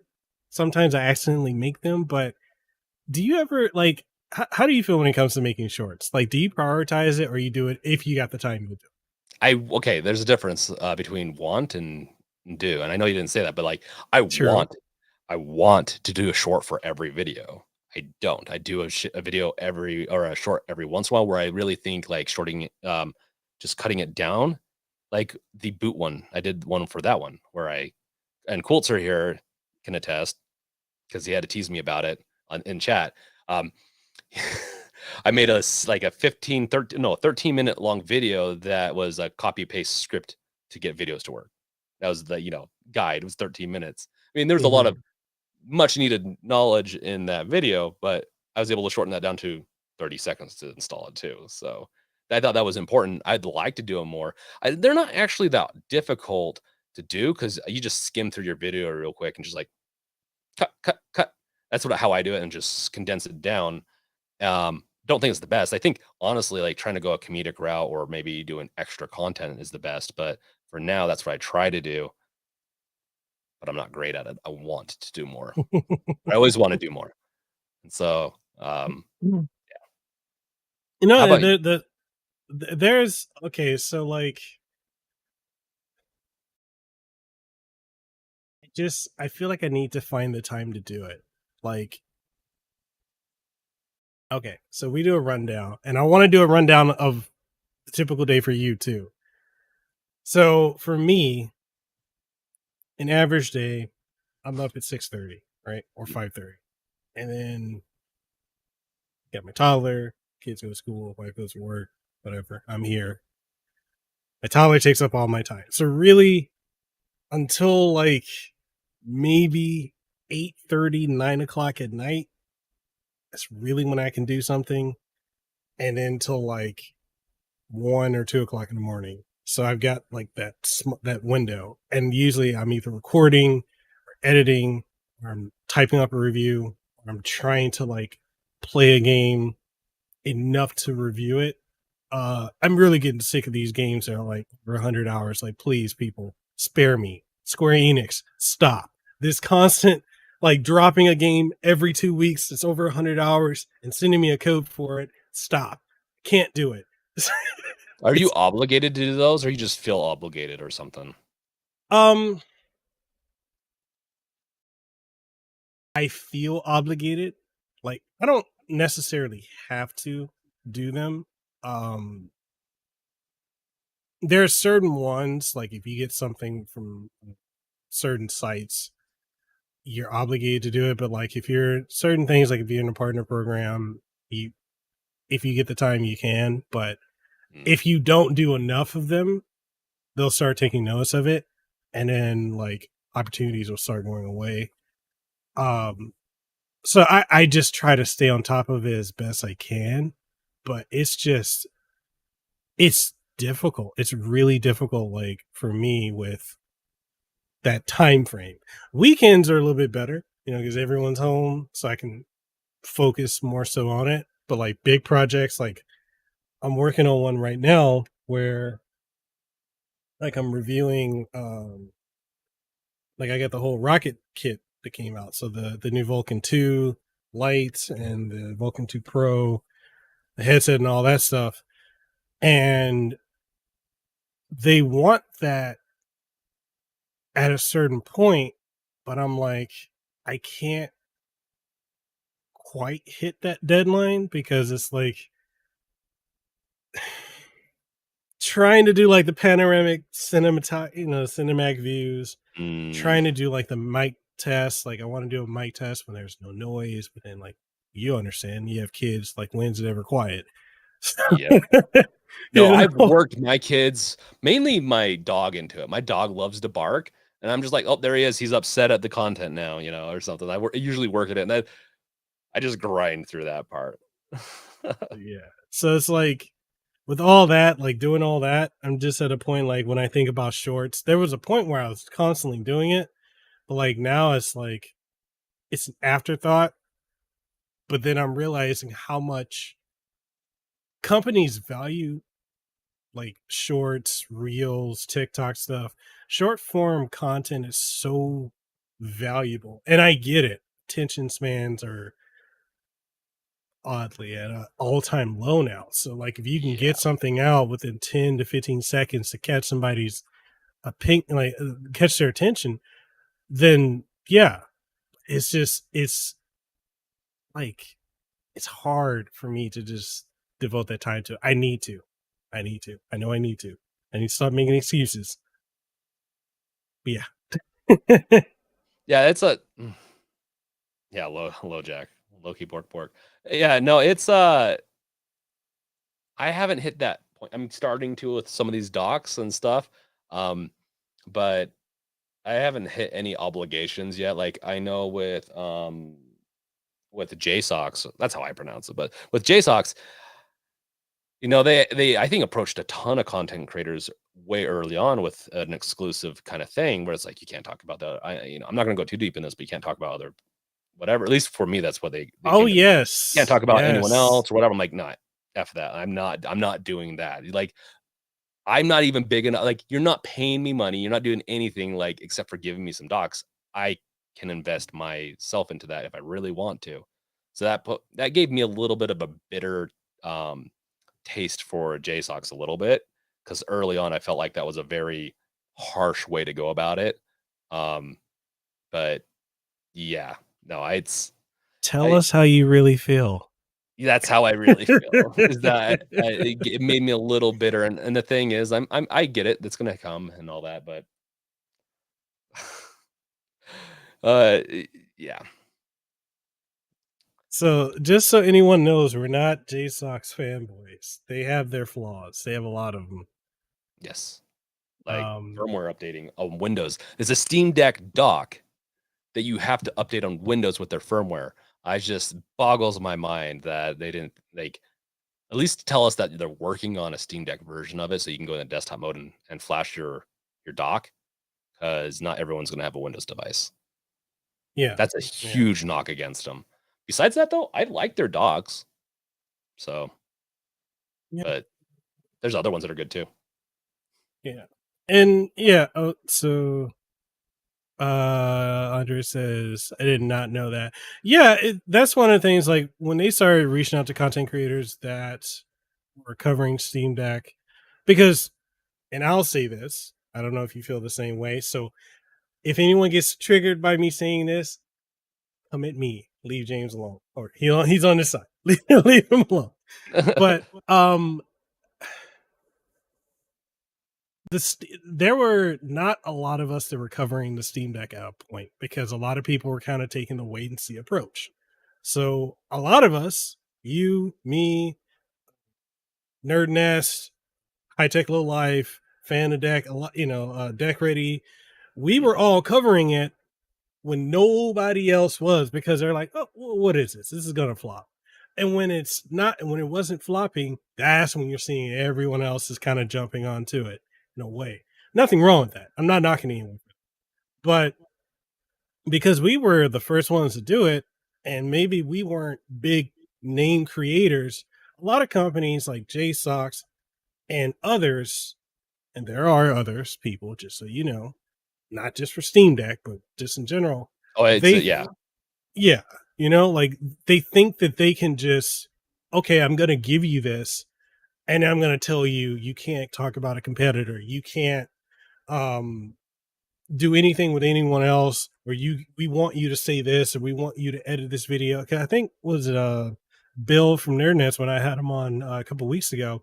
That's one of the things he was telling me about too. Like he did a video on something, the company didn't like it, and they asked him, "Can he take it down and re-edit it?" No, that is a process. You're not paying us, and even if you technically, if you go by what FCC regulation, you can't pay for a review. Technically, Yeah. No, it's technically. honestly, I'm gonna call it, that's why I call it, I've called out JSOX a couple times. I also praise some of the stuff that they've done, which, is that they've got a decent brand, but the problem is that they started out that way, and I will knock it. I don't wanna see that. I really don't wanna deal with that type of stuff. I don't wanna get bullied. Now, if you wanna sponsor me and be, like, exclusive at one point, maybe, but give me an offer. I know I'm not big, and especially back then I was small. I've been small no matter what, but, like, you gotta give more. What if, I make a lot more, I can make a lot more 3 months down the road, or I'll have a lot bigger subscriber base and I'm exclusive to you. I'm not doing that. Like, that doesn't make sense to me. And so, I'm very much like, I will I don't want drama, but I'll call it out if I have to, because I really don't like that behavior. But I know it can happen though. I know it can happen. Like, and we'll see, I guess, where I go with all this. uh Brandon, we appreciate that. Yeah, I mean, it was just something as tech heads, we just, it's new tech. It's kind of like an addiction. It's how we want to talk about it. We want to cover it, and there are those of us that started off just covering it from the beginning, and then there are those who are doing it now. And like I said, there's no knock against people doing it. I think for those who want to jump on it now because they're seeing the bigger creators, it's going to be a saturated market if you haven't established yourself. Like we've established ourselves covering this within the last year. So if you're Yep. hopping on now where the Steam Deck is readily available now to get, it's going to be a little bit harder to build a name and brand around that. But, it's not impossible. You still can. It's just going to be a little bit more difficult. But you have to understand, like, when you're dealing with a lot of these companies, they think that they can bully you because, oh, I'm giving you this. No, that's not how that works. And if you want to sponsor something, you want to sponsor a video, sure, fine. Let's talk business. However much time it's going to take me to make this video, how many views, right? The exposure, and we can go from there. Like, how many times do you want me to share it on social media or whatever? But if you send it to me, I'm obligated to say yes. This was sent to them. Oh, this is sent to me by whoever. They're not paying for it. Even though people are going to say, oh, you got paid for this review. Give me the tech then, because I didn't get it. It got lost in the mail when I moved. Nah. There were, I will say that was suspicious when all the, a bunch of creators got the JSOC stuff before everyone, like, I'm like, I couldn't order one. Like, I had to do that agreement if I got one. So I'm like, how did you get it? But I'm not gonna call anyone out on that. It's just was like, was really weird. And I'm like, I'm fine if you accepted it, but I don't really like those types of agreements. And I think as the more you can have as a group to like kind of not do them. And honestly, they've, I think, lighten up on that, I guess, because they did send me a care package recently. I didn't have to sign anything. So, What do you think of that website that they use for tracking? Like, which like, do they give you like usually for me, they DM me, "Oh, we're sending this, and this is a tracking information." I click on it, it goes to some, I guess it's an international tracking thing, but it's all in like Cantonese, and I'm like, DHL, okay, maybe? I know DHL's one is a big one, but no, let me see if I can pull up one. So I'm sitting here waiting for. Okay, I don't even know what the HC605 is. So they're sending me the 702, 604, and a 605. I don't know what the 605 is. But 17 tracking. That's the I some don't think international. Oh, you don't no. have to deal with that? Oh, you're lucky. I not so far. And even if maybe they've sent me something, I don't know if I paid attention. I don't know. Yeah, I have no updates since September 30th. Oh wow. Wow. Wow, yeah. No, I'm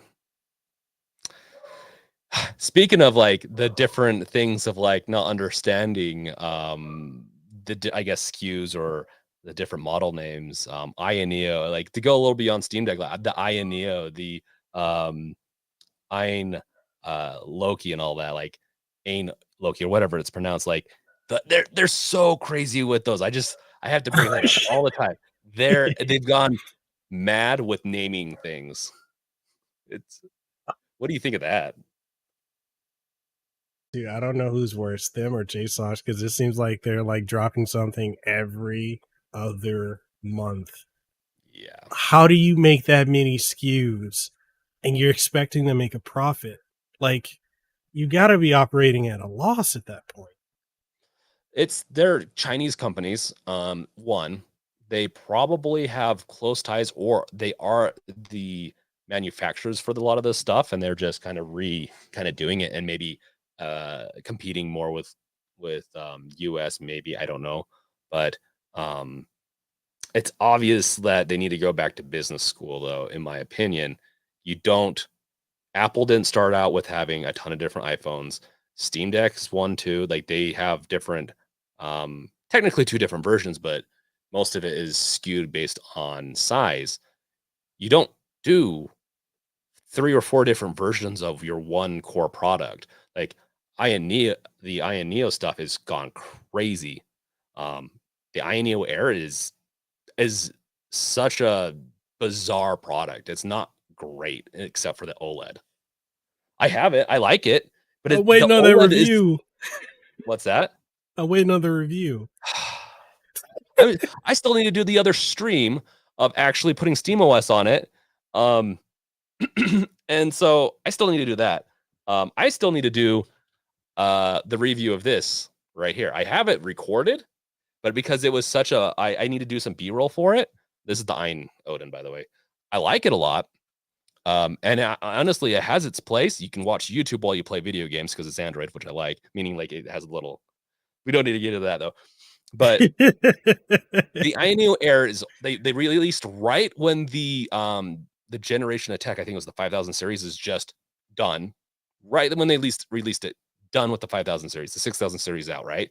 The 68, the 6600 and the 6800 are the big things, and they're really cool.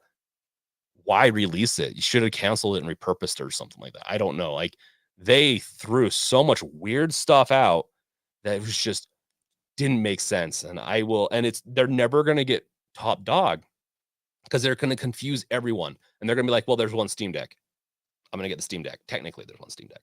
Um, whereas with the other Ioneo Air stuff, uh, oh, it's just like even people ask me all the time, like, which one are you gonna get, or which one do you think I should get, or whatever. I'm like, if you really want to go that way, because especially with Steam Decks being like, people didn't think they were going to ramp up and they were going to start fulfilling. Like people, that was another kind of an interesting thing to deal with the community of they thinking that it's going to be 2 years and the next Steam Deck is going to come out before they'll get their reservation. I'm Yeah. like, no, just wait.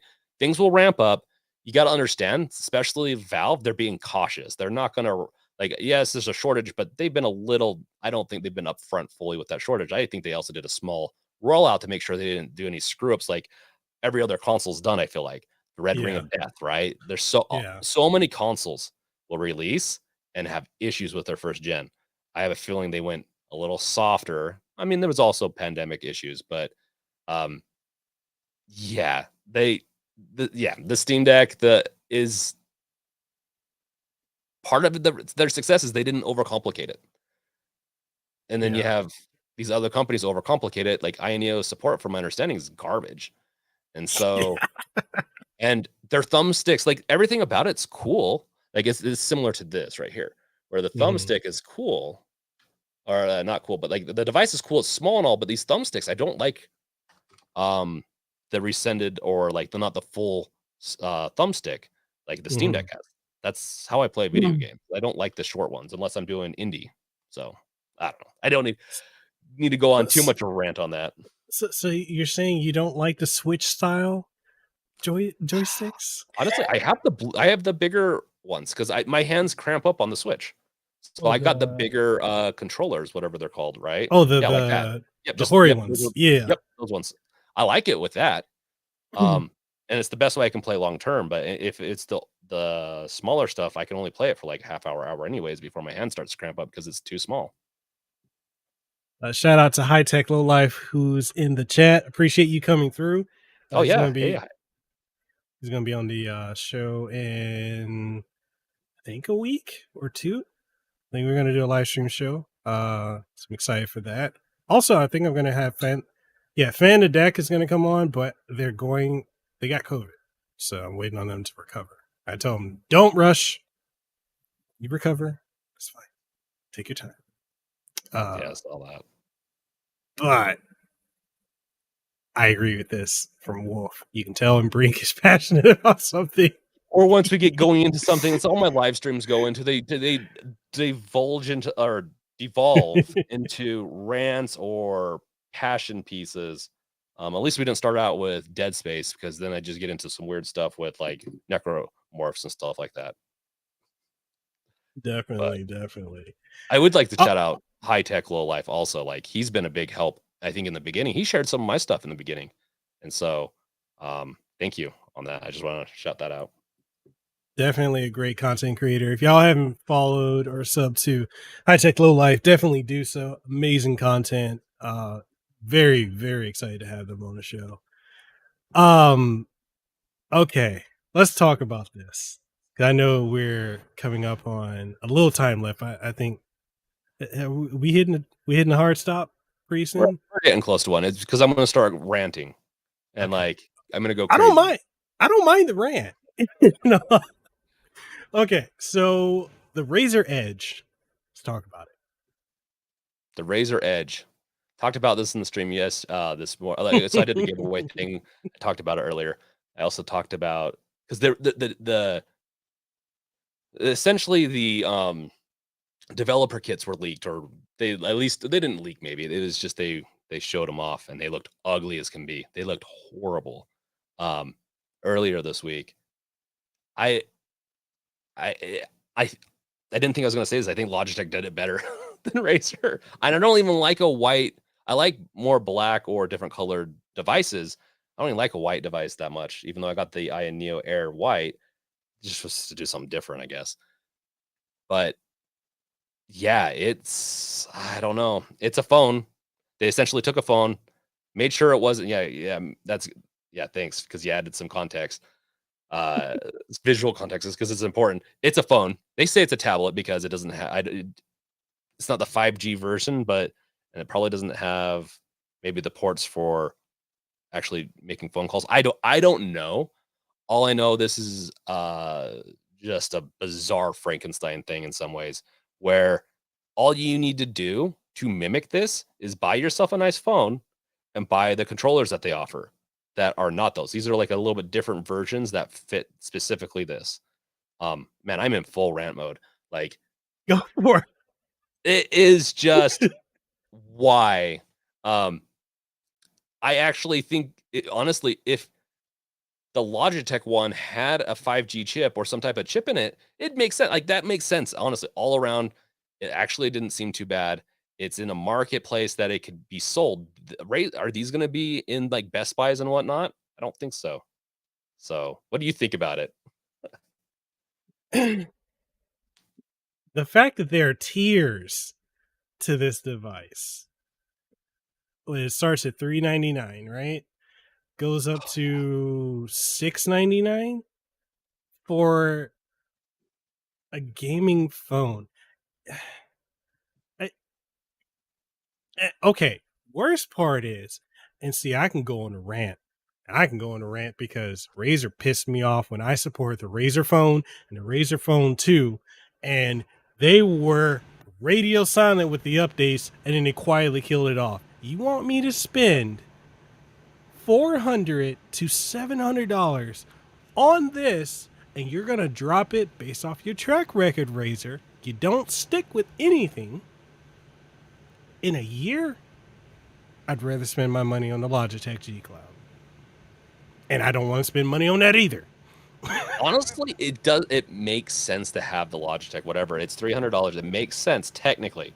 If you're someone that just doesn't really understand but wants to play Fortnite because it will stream, it's the whole point of both of these is like the stream, right? The cloud, because this is going to be bundled with the Xbox cloud gaming stuff, and then the Game Pass, I guess, is what it is.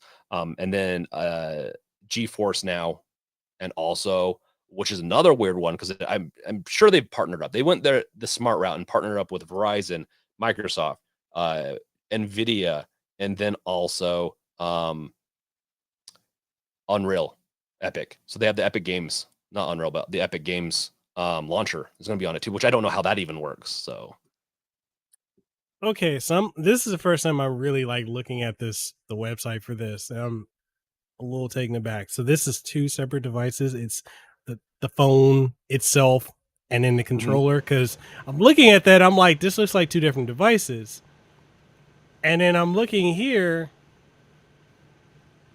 and I'm like, wait, I might as well buy, what is it, the ROG phone, which seems to have even better specs than this. yeah, and at least they'll support it. Right. Razer's not going to. No, this is ridiculous. It's not.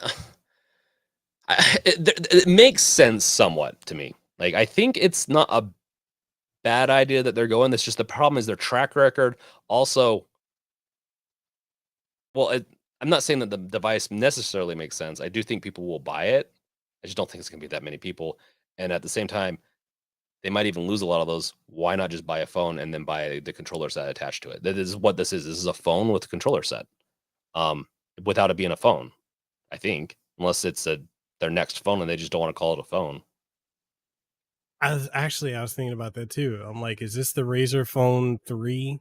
They just don't want to call it that because looking at the specs, it's like, okay, this is a tier below the recent ROG phone, but Yeah, the specs, honestly, it's meant to be a streaming device, and I think they went a little hard into the specs. If it's meant to be a streaming device, go hard into the specs that matter for streaming. I don't know, which they did with the Wi-Fi 6 and with 5G being in one of their um, limited models. That's going to be probably you'll only be able to buy it through Verizon stores, most likely. Um, it's a bizarre device.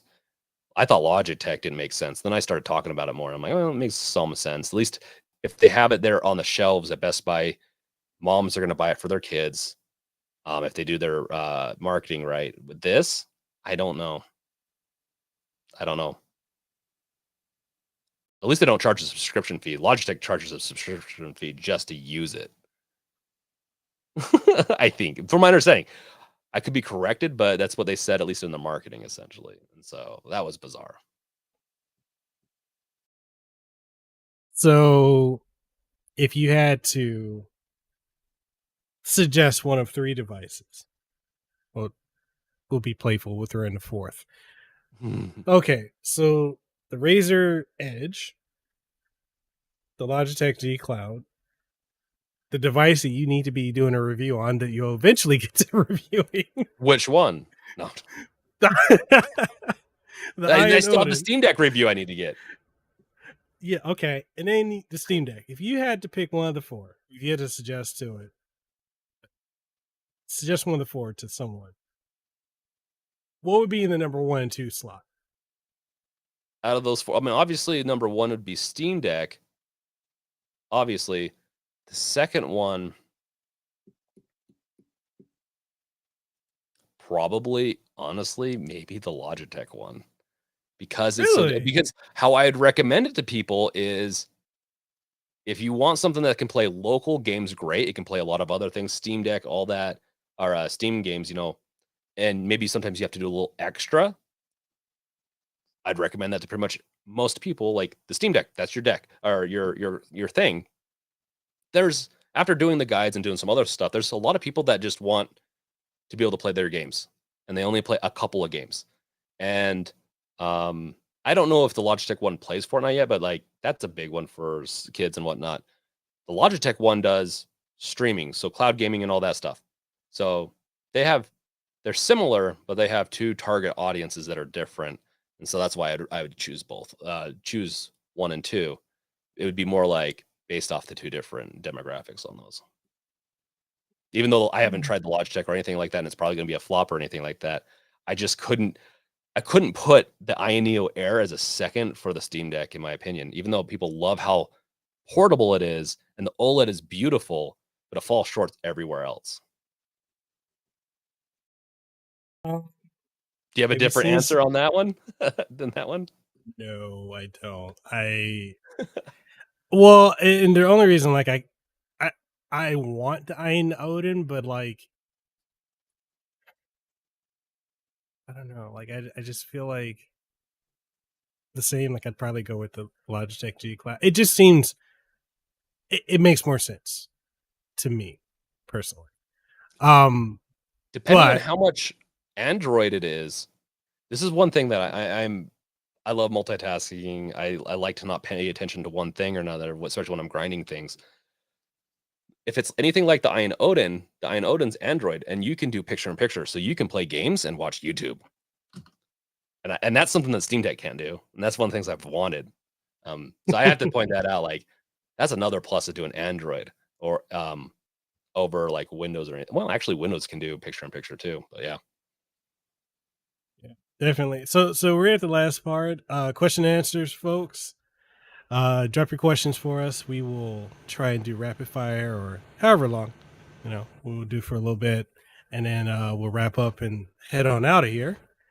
Okay, so we already got a question from 3000. All right. They say if you already own a Steam Deck, what would be the next step in future, I guess in the future eventually? As in like upgrade or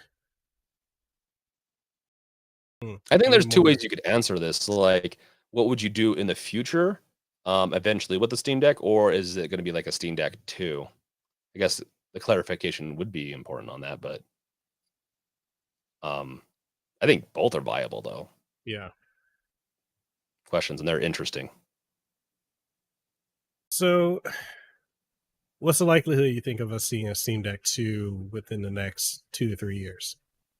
I think it's more likely it's going to come within the next year or two than it is to be coming in 8 years. Valve is a very predictably bizarre company. They really focus hard enough on something, you'll see them come out with multiple things. The HTC Vive to the and I can't remember the time frame between the HTC Vive, the VR headsets between the HTC and their own. Um, Technically both their own, but and then you have like if you want to get into the game world, Left 4 Dead 1 and 2 was like what, a year or two difference. Mm-hmm. They're very much get focused on something, and they will do a lot of it. They've already mentioned that they're working on multiple versions of a Steam Deck successor. They might not even be called that, but that's kind of what they are, like a portable VR headset that'll probably have Steam Deck tech in it potentially. And there's already strong rumors of them working on not the 6000. I can't remember what gen it is, but like the gen that's going to come out in I think 2 years from now. They're working with AMD on that to do a version for another Steam Deck potentially. It doesn't say Steam Deck, but they're already working on that. So I definitely think within the next year or two, we'll either get a Pro or get a Steam Deck 2 drop, or it'll just be a refresh. We'll see what they actually do. but I do think that they're gonna do it, and people call me crazy, but I mean, if I and Neo can come out with 5 devices in a year, I mean, Valve can do it in 2 years. Oh god. All When is right. it? Huh? Yeah, sorry. I'm getting into, like, read comment mode, so continue. No, go ahead. Esoteric Wolf says content. As in, give us some details. Steam Deck content? Yeah, Oh, okay, so 3 oh, for me? Like, I what's the question? that's where I'm. Yeah, we need more info. Wolf, we need more info. Let's see. Ted Mosley says, when is Xbox 360 emulation coming to SteamOS? Isn't It's it there, part of Zen, isn't it? Oh, part of EmuDeck, I believe? I don't think it is. It's not. I don't think so. I'll have to check. Yeah, no, or maybe it's at least not, I don't think yeah, it's no. stable. I don't think it may be stable yet, but I thought it was part of that update. With Yeah. EmuDeck 2. Yeah, I'm woefully behind. That's another one of my videos that I'm really behind on is, doing an emulator one. I didn't wanna support all the comments, but with EmuDeck 2 has got me curious again. Okay. But Yeah. So we got high tech, low life. What do you think people should do with their Steam Decks first thing? Praise Lord Gaben. That's number one. praise the Lord, Gaben. No, that's a really good one. First thing that they should do is honestly update it, which I think kinda typically it does, but make sure it's updated. You're gonna get the best experience, and then, yeah, slap Aperture's desk job on there. That's a good game to get started and get used to the controls, in my opinion. Yeah, I definitely agree with that. I think it's the best, especially to showcase like the controls and everything like that. It's if they put the Steam Deck in a store, like a Best Buy or something, that should be literally, in my opinion, on the demo. Like, I think that's really what they should showcase, and probably something else like God of War or something like that. But yeah, that's my thoughts on that. As other than that, yeah, updated. Learn some of the shortcuts, I would say, because they can save you a lot of time, and just tinker around. It's tinkerer's device. One thing I hear a lot of people say when they compare. Oh, we didn't even get into the topic of Steam Deck versus Switch and how that narrative was strongly pushed through the SEO for a lot of people, but it's like it's the Switch killer. They're different markets, but it does do a lot of things better. I slightly disagree. They're very similar markets technically. They have overlaps, I should say. Ooh, dive They're into it. different. They're different. They do have overlaps, meaning, and I say that because there's a there's a lot of people that ask me throughout this is either in comments or whatever. It's like, what should I get, a Switch or a Steam Deck or whatever? There's a lot of people that ask which one. If you like Nintendo first games and that's all you're really going to play, stick with the Switch. If you like anything else that's not exclusive to the Switch, you're probably going to like the Steam Deck more. As yes, you have to tinker when you get outside of Steam, but Steam has so many games, and in the long run, it's going to destroy Nintendo's uh, essentially library because Steam's been around forever. But I think there's a lot overlap. I'm not saying that there's that the same market, but they target the same thing. And I was kind of talking about this earlier on another thing. Essentially, they target, can I play my games locally on my device on the go, which is different than the Logitech and the Razer device, which is, can I play my games in the cloud from anywhere, not locally. And so that's kind of where I see the overlap, is that they really do target a very similar group. But then you have the parts that don't overlap, like younger kids probably won't care about as many games on the Steam Deck, even though they do have stuff on there. It's not marketed as much towards them. And then you have us getting a little older and getting into like, oh hey, I can play some of my older games on this much easier, and even games that aren't on Nintendo, maybe on PlayStation, like with emulators or Dead Space. Steam Deck can do that. The Switch can't do the Dead Space, and so yeah, they have these like so. I like the Switch. I like a lot of the games, but I'm more in the group that kind of goes into the older style of games, and that's kind of where I see maybe it can line up eventually. But yeah, that's kind of the end of that. I guess with the Switch versus Steam Deck, I did a video on it. That was a very controversial video with the Switch. I mean, it wasn't. I wouldn't say it's the best video, um, but I did do a video on that. No, I did one too, and it's so crazy seeing everyone like, oh, it's a Switch killer. This is this, and it's better. Just buy a Steam Deck and emulate Switch games. I'm like, Switch emulation on Steam Deck is not the greatest. It, It's from my it, understanding, it's okay depending on the games and all that, and it's getting better. But honestly, if you can, because here's how I see it too. Some people can only afford one device. right. And so I also like I'll phrase it that way too. Like if you can buy one device, depending on what you want, that's why I kind of came up with do you like exclusives from Nintendo more or some of those games? Like then you're gonna be fine with the Switch.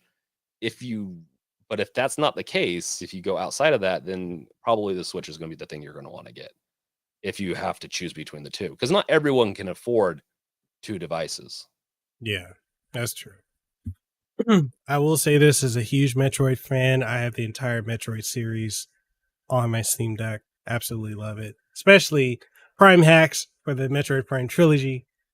Oh my god, love it. The only thing, unfortunately, I do have Metroid Other M runs like it runs okay. I finally found a control setup for it, but yeah, I mean, I physically have all the Metroid games here, but having it on one device, not condoning piracy. Hint, hint, wink, wink. Yeah, you can buy the game and still have it. So on Yeah, your Steam Deck, like I promote that. yeah, Support the developers. If you like the game well enough, support them. yes, yes.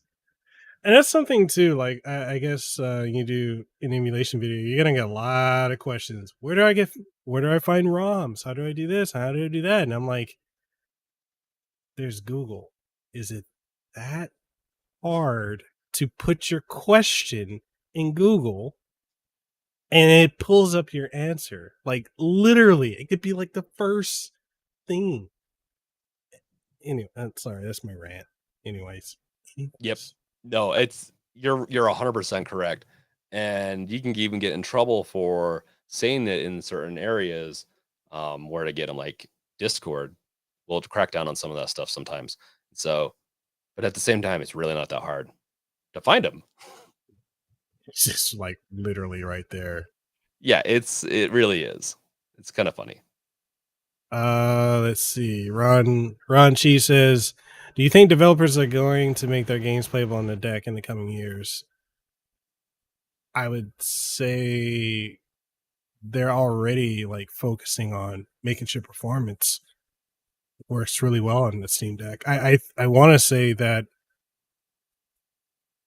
I mean, didn't they technically fix a lot of issues with the PC version of Elden Ring via the Steam Deck? They fixed it before Elden Ring did. It was a cache overflow issue, Yeah. something along those lines. And so, yeah, no, this is one where if it comes out on PC and as long as the Proton support, as long as they practice good development and adhere to their the graphical APIs and just the APIs period when building the games, more likely it will be supported by Protons and stuff like that. Because that's really it is. It's just a compatibility layer, right? So as long as they practice good programming and don't deviate too much, it will be supported. That's the beauty of this whole system. But I do like that developers more and more are making sure, but also adding in presets for it. And I do think as the Steam Deck gets bigger and bigger, um, there more and more companies are going to focus on it partially. And even Valve will give developers, if they're a big enough developer, they'll give them a Steam Deck to make sure it's compatible. All right, rolling down to the last couple questions.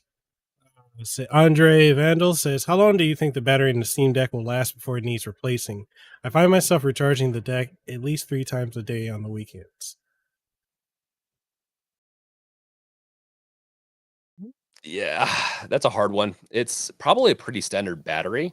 So you could probably go and look up like standard life of whatever, the type of battery it is in the sense of manufacturer.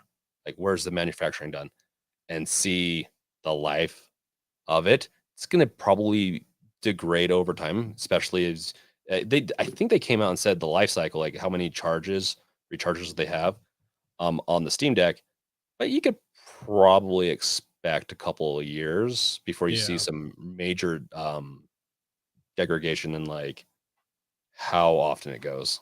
That's my thinking on it. But they also offer replacements too, which is so cool. It's a little bit harder of a part to replace though. But Which, to throw shade at Ioneo and these other companies making these Steam Deck competitors, you're not going to get the same level of customer service from any of them as you are from Valve. And that's the biggest thing. And yeah, like you have issues, more than likely they'll take care of it. Well, more often than not, they're going to they're take care cracking of it. down on that a little bit. Like if you open it and you've said you've opened it to them, they might charge a fee. And I kind of get that a little bit. Um, but yeah, it's they their support is so great that they partnered with iFixit to make sure those replacement parts. I consider that still support. That's amazing. uh, Wolf says, we just went over this. There's Google Red. Yeah. Oh, God. Yeah, in our Discord, we went over that a little bit. It's because yeah, there's Google. Try Google first, then ask around. Oh, my goodness. Any other questions you guys have in the chat? If not, we'll start the wrap up process. But yeah, as far as the common thing I hear from a lot of people is how, or you see like a lot of the bigger YouTube channels that finally started covering it. The first thing they'll say is, "Oh, the battery life is trash. It's trash. It's this. It's that." And then they never go into any of the TDP settings. They don't ever talk about any of that. And my annoying, I think I kind of went on a little rant the last podcast and you're in the stream.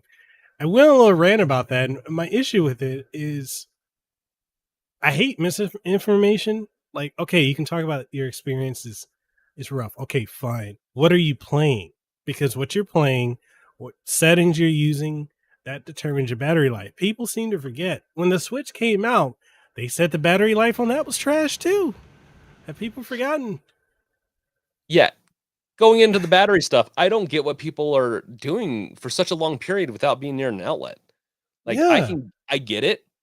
If you want to go on a 10-hour flight and but planes already have AC, like a lot of I was able to charge mine. I went on a very short flight on not as good airliner recently and I had a power outlet. Like, but besides that, I just don't know where people are going where they can't. And it's about 2 or 3 hours for like 2 hours for a intense game, and you can adjust it, like you said. If you but even if you don't, if you play something that's less intensive, it'll still last a good 3 or 4 hours. I yeah, don't get the battery life thing on it. I don't get it because very rarely, and I play games for about an hour or two sessions. Um, before and I won't even charge the deck and I'm fine. I just and maybe I'm a different user than a lot of other people, but if I did find myself getting lower, like getting close to zero, I'm always near an outlet or my battery bank, and it's very easy thing to resolve. I think it's crazy. Wolf, how did you know who I was talking about? No, okay. A lot of them, not just the ones that cover phones, but a lot of the bigger it, casual users. Because I've seen some that are even in like I guess the Nintendo Switch Sphere cover the Steam Deck, and it you understand, you get I it. did a react on some of those because I kind of did those in the beginning, but I was too kind to do the react stuff, so I stopped doing those because I'm like I wasn't being mean. Sorry, go continue. No, like I'm just saying, like it's just like I saw one, and this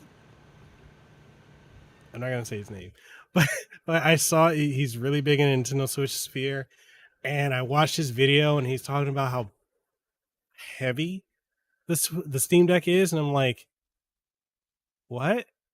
How is this thing heavy? Well, the case, okay, yeah, it's got a little girth to it, but it's I not. like that.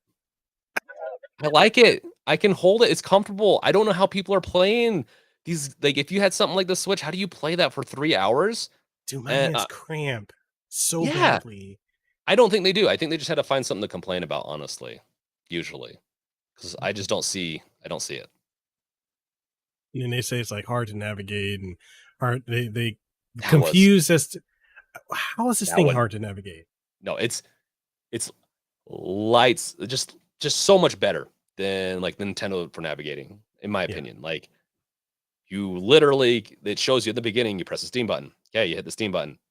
Store. Oh, okay, I can go to the store. You just go down. You're like, oh, I already see a bunch of things on sale that I can get that it's not on. I don't need to get into the Switch uh Steam Deck comparisons. It's just like the UI is really nice actually on it. There's a little bit of clutter that they need to clean up, but beyond that, it's nice.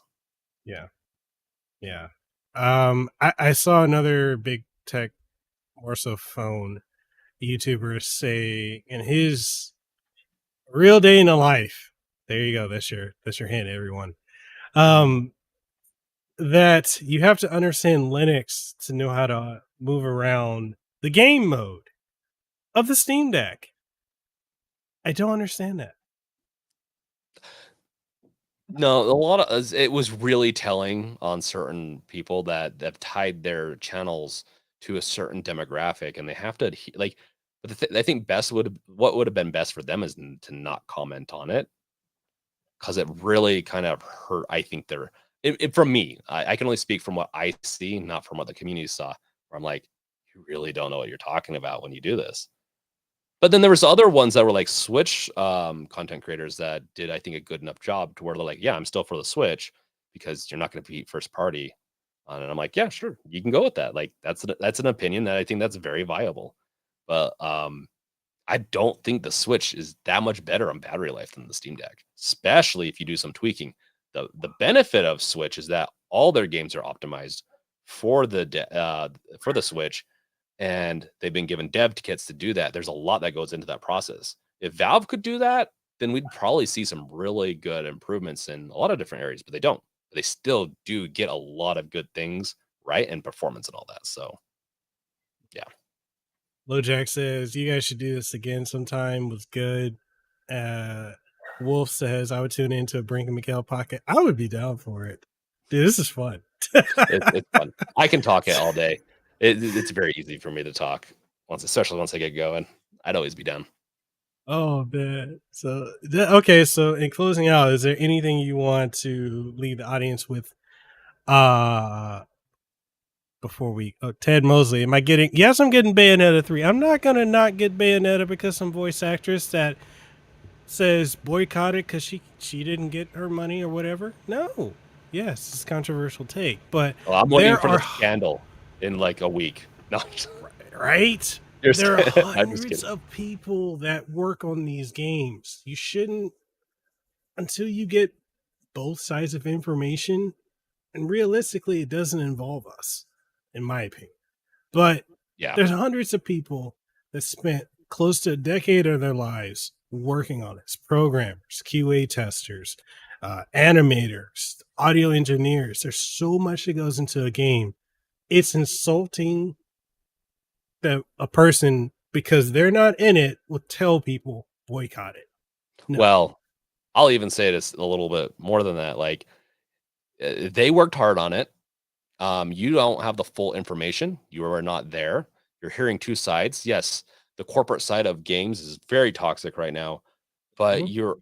also going to be hurting the people that spent so much time. We've seen company or like dev studios destroyed from this, but at the end of the day, it's a kind of a technique.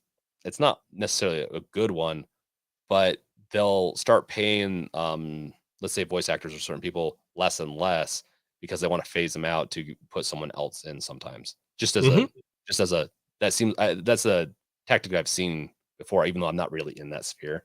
You definitely know more than me on that, Mikhail, but No, no, no, you're 100% right. Especially like okay, so a great example of that is you look at how they recast a lot of the Resident Evil voice actors.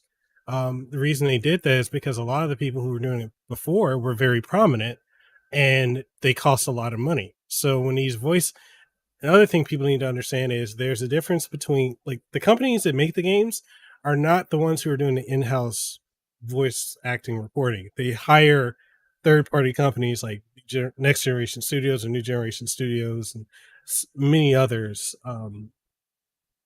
And basically, they give them a budget and they give them so much to spend on voice actors. And what they've been doing, you look at the Resident Evil cast, the newer folks, they're not big name people.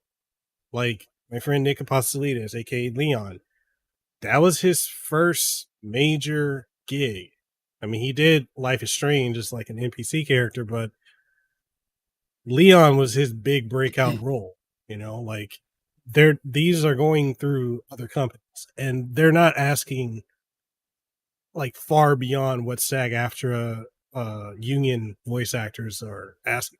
There's so much nuance in this that when you're just hearing two sides or whatever the corporate, this whatever voice act, there's so much more. We're never gonna know everything, but yeah, there's a lot to this. It's not cut and dry.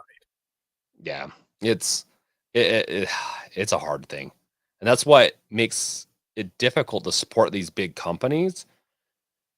But they kind of own so many of the devs, and I also have a Yeah, hard time deciding on how I should handle some of this. I will boycott certain things, but not too much these days. Like, um, and sometimes they make it easy, like with the remake. It was a remaster of Warcraft 3, I think, the oh Reforged. god, It's like, come on. Or Fallout 76, or stuff like, and they still haven't fully redeemed themselves where there's other companies that have. Um, it's just, yeah, it's hard sometimes. But in the yeah, end of the day, like, if it bothers you, then don't buy it. But yeah, it doesn't have to be the major part of your life right now. yeah, and Bayonetta is one of those ones too. Just say that's another one on my list that I need to get finished. It's on my right. backlog. I think my whole concern with this whole situation is given the fact that if it wasn't for Nintendo, that series would be dead because Sega was going to drop it, Sony and Microsoft didn't want it. Nintendo is why we got Bayonetta 2. People still don't understand that. They're why we're getting Bayonetta 3. But at the same time, Bayonetta 1 and 2 didn't sell that well. Even when they re released on the Switch, they didn't sell that well. So if Bayonetta 3 doesn't do well, and on top of that, people are like, oh, I'm going to boycott. I'm canceling pre orders. And we're seeing that happen. Don't cry if you don't get a Bayonetta 4. You Yeah, know, no, it's very true. It happened a little bit with Dead Space 3. I always bring it back to Dead Space apparently.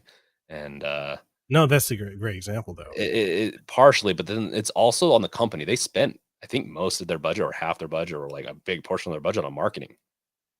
And that was not a smart they should have canceled the marketers on that or the business people because and I just wish I'd see that a little bit more than just canceling the studio. Outside of that, sorry about my rant, but we were saying anything you want to leave the people with before we go, anything you're working on, plug everything you're doing, and yeah, when we doing that podcast again. Yeah, we'll definitely do this again. As long as you invite me. Definitely. So what you got in the works? What do you want to leave people with? Go support my website at gamesrevealed.com. It's been my passion project right now. There's not a lot on it yet. Honestly, yeah, Games Revealed.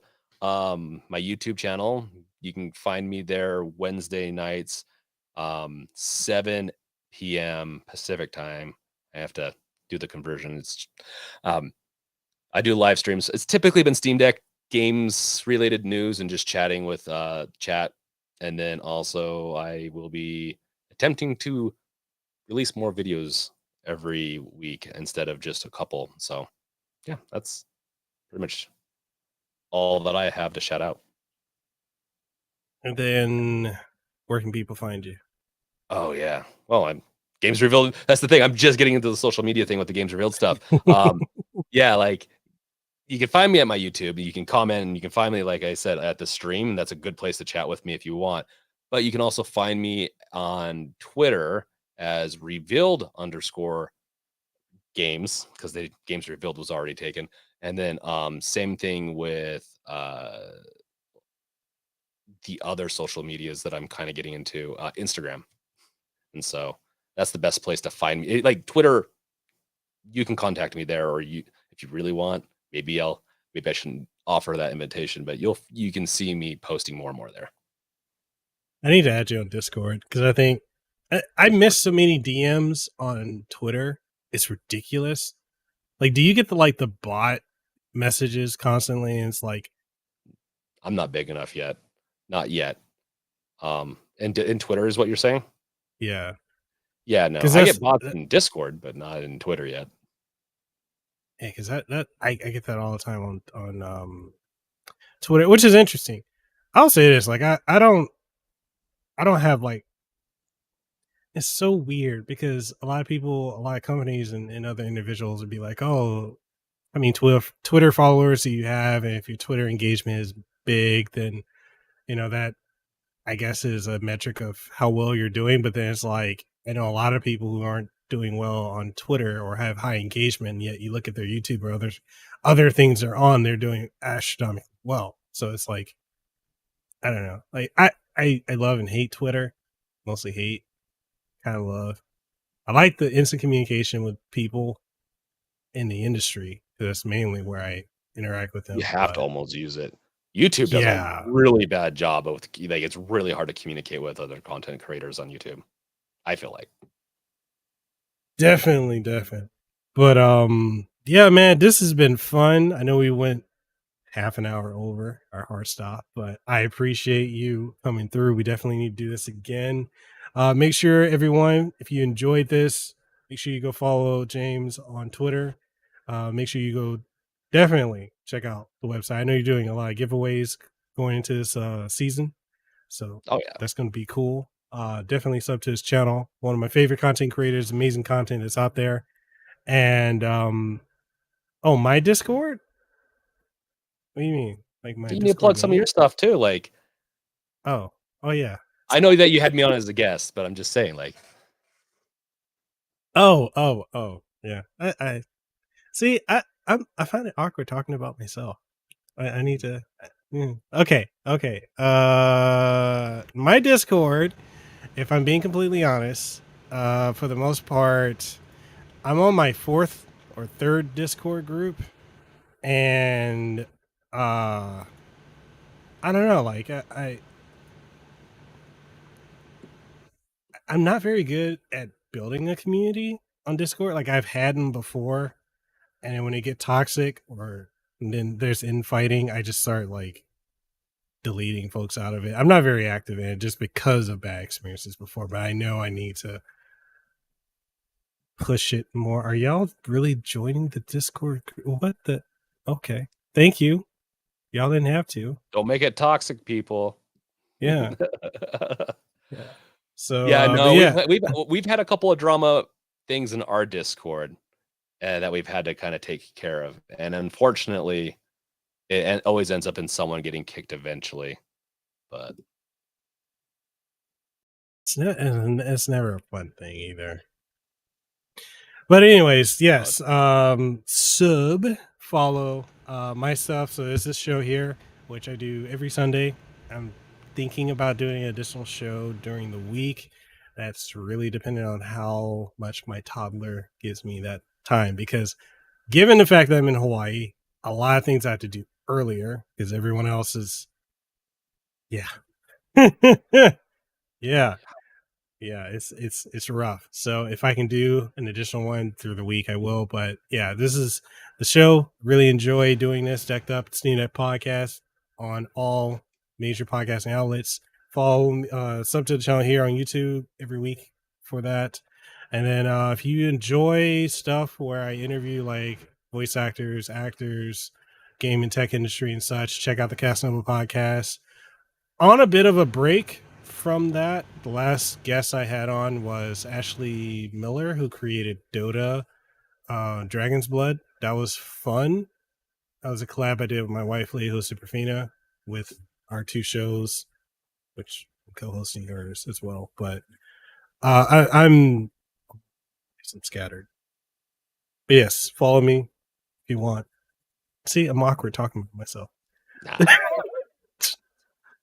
Anyways, hope y'all enjoyed it. If you did, like, share, sub, and we will catch y'all on the next one. I just have to figure out how to end this because, it is what it is. But anyways, thank y'all for watching.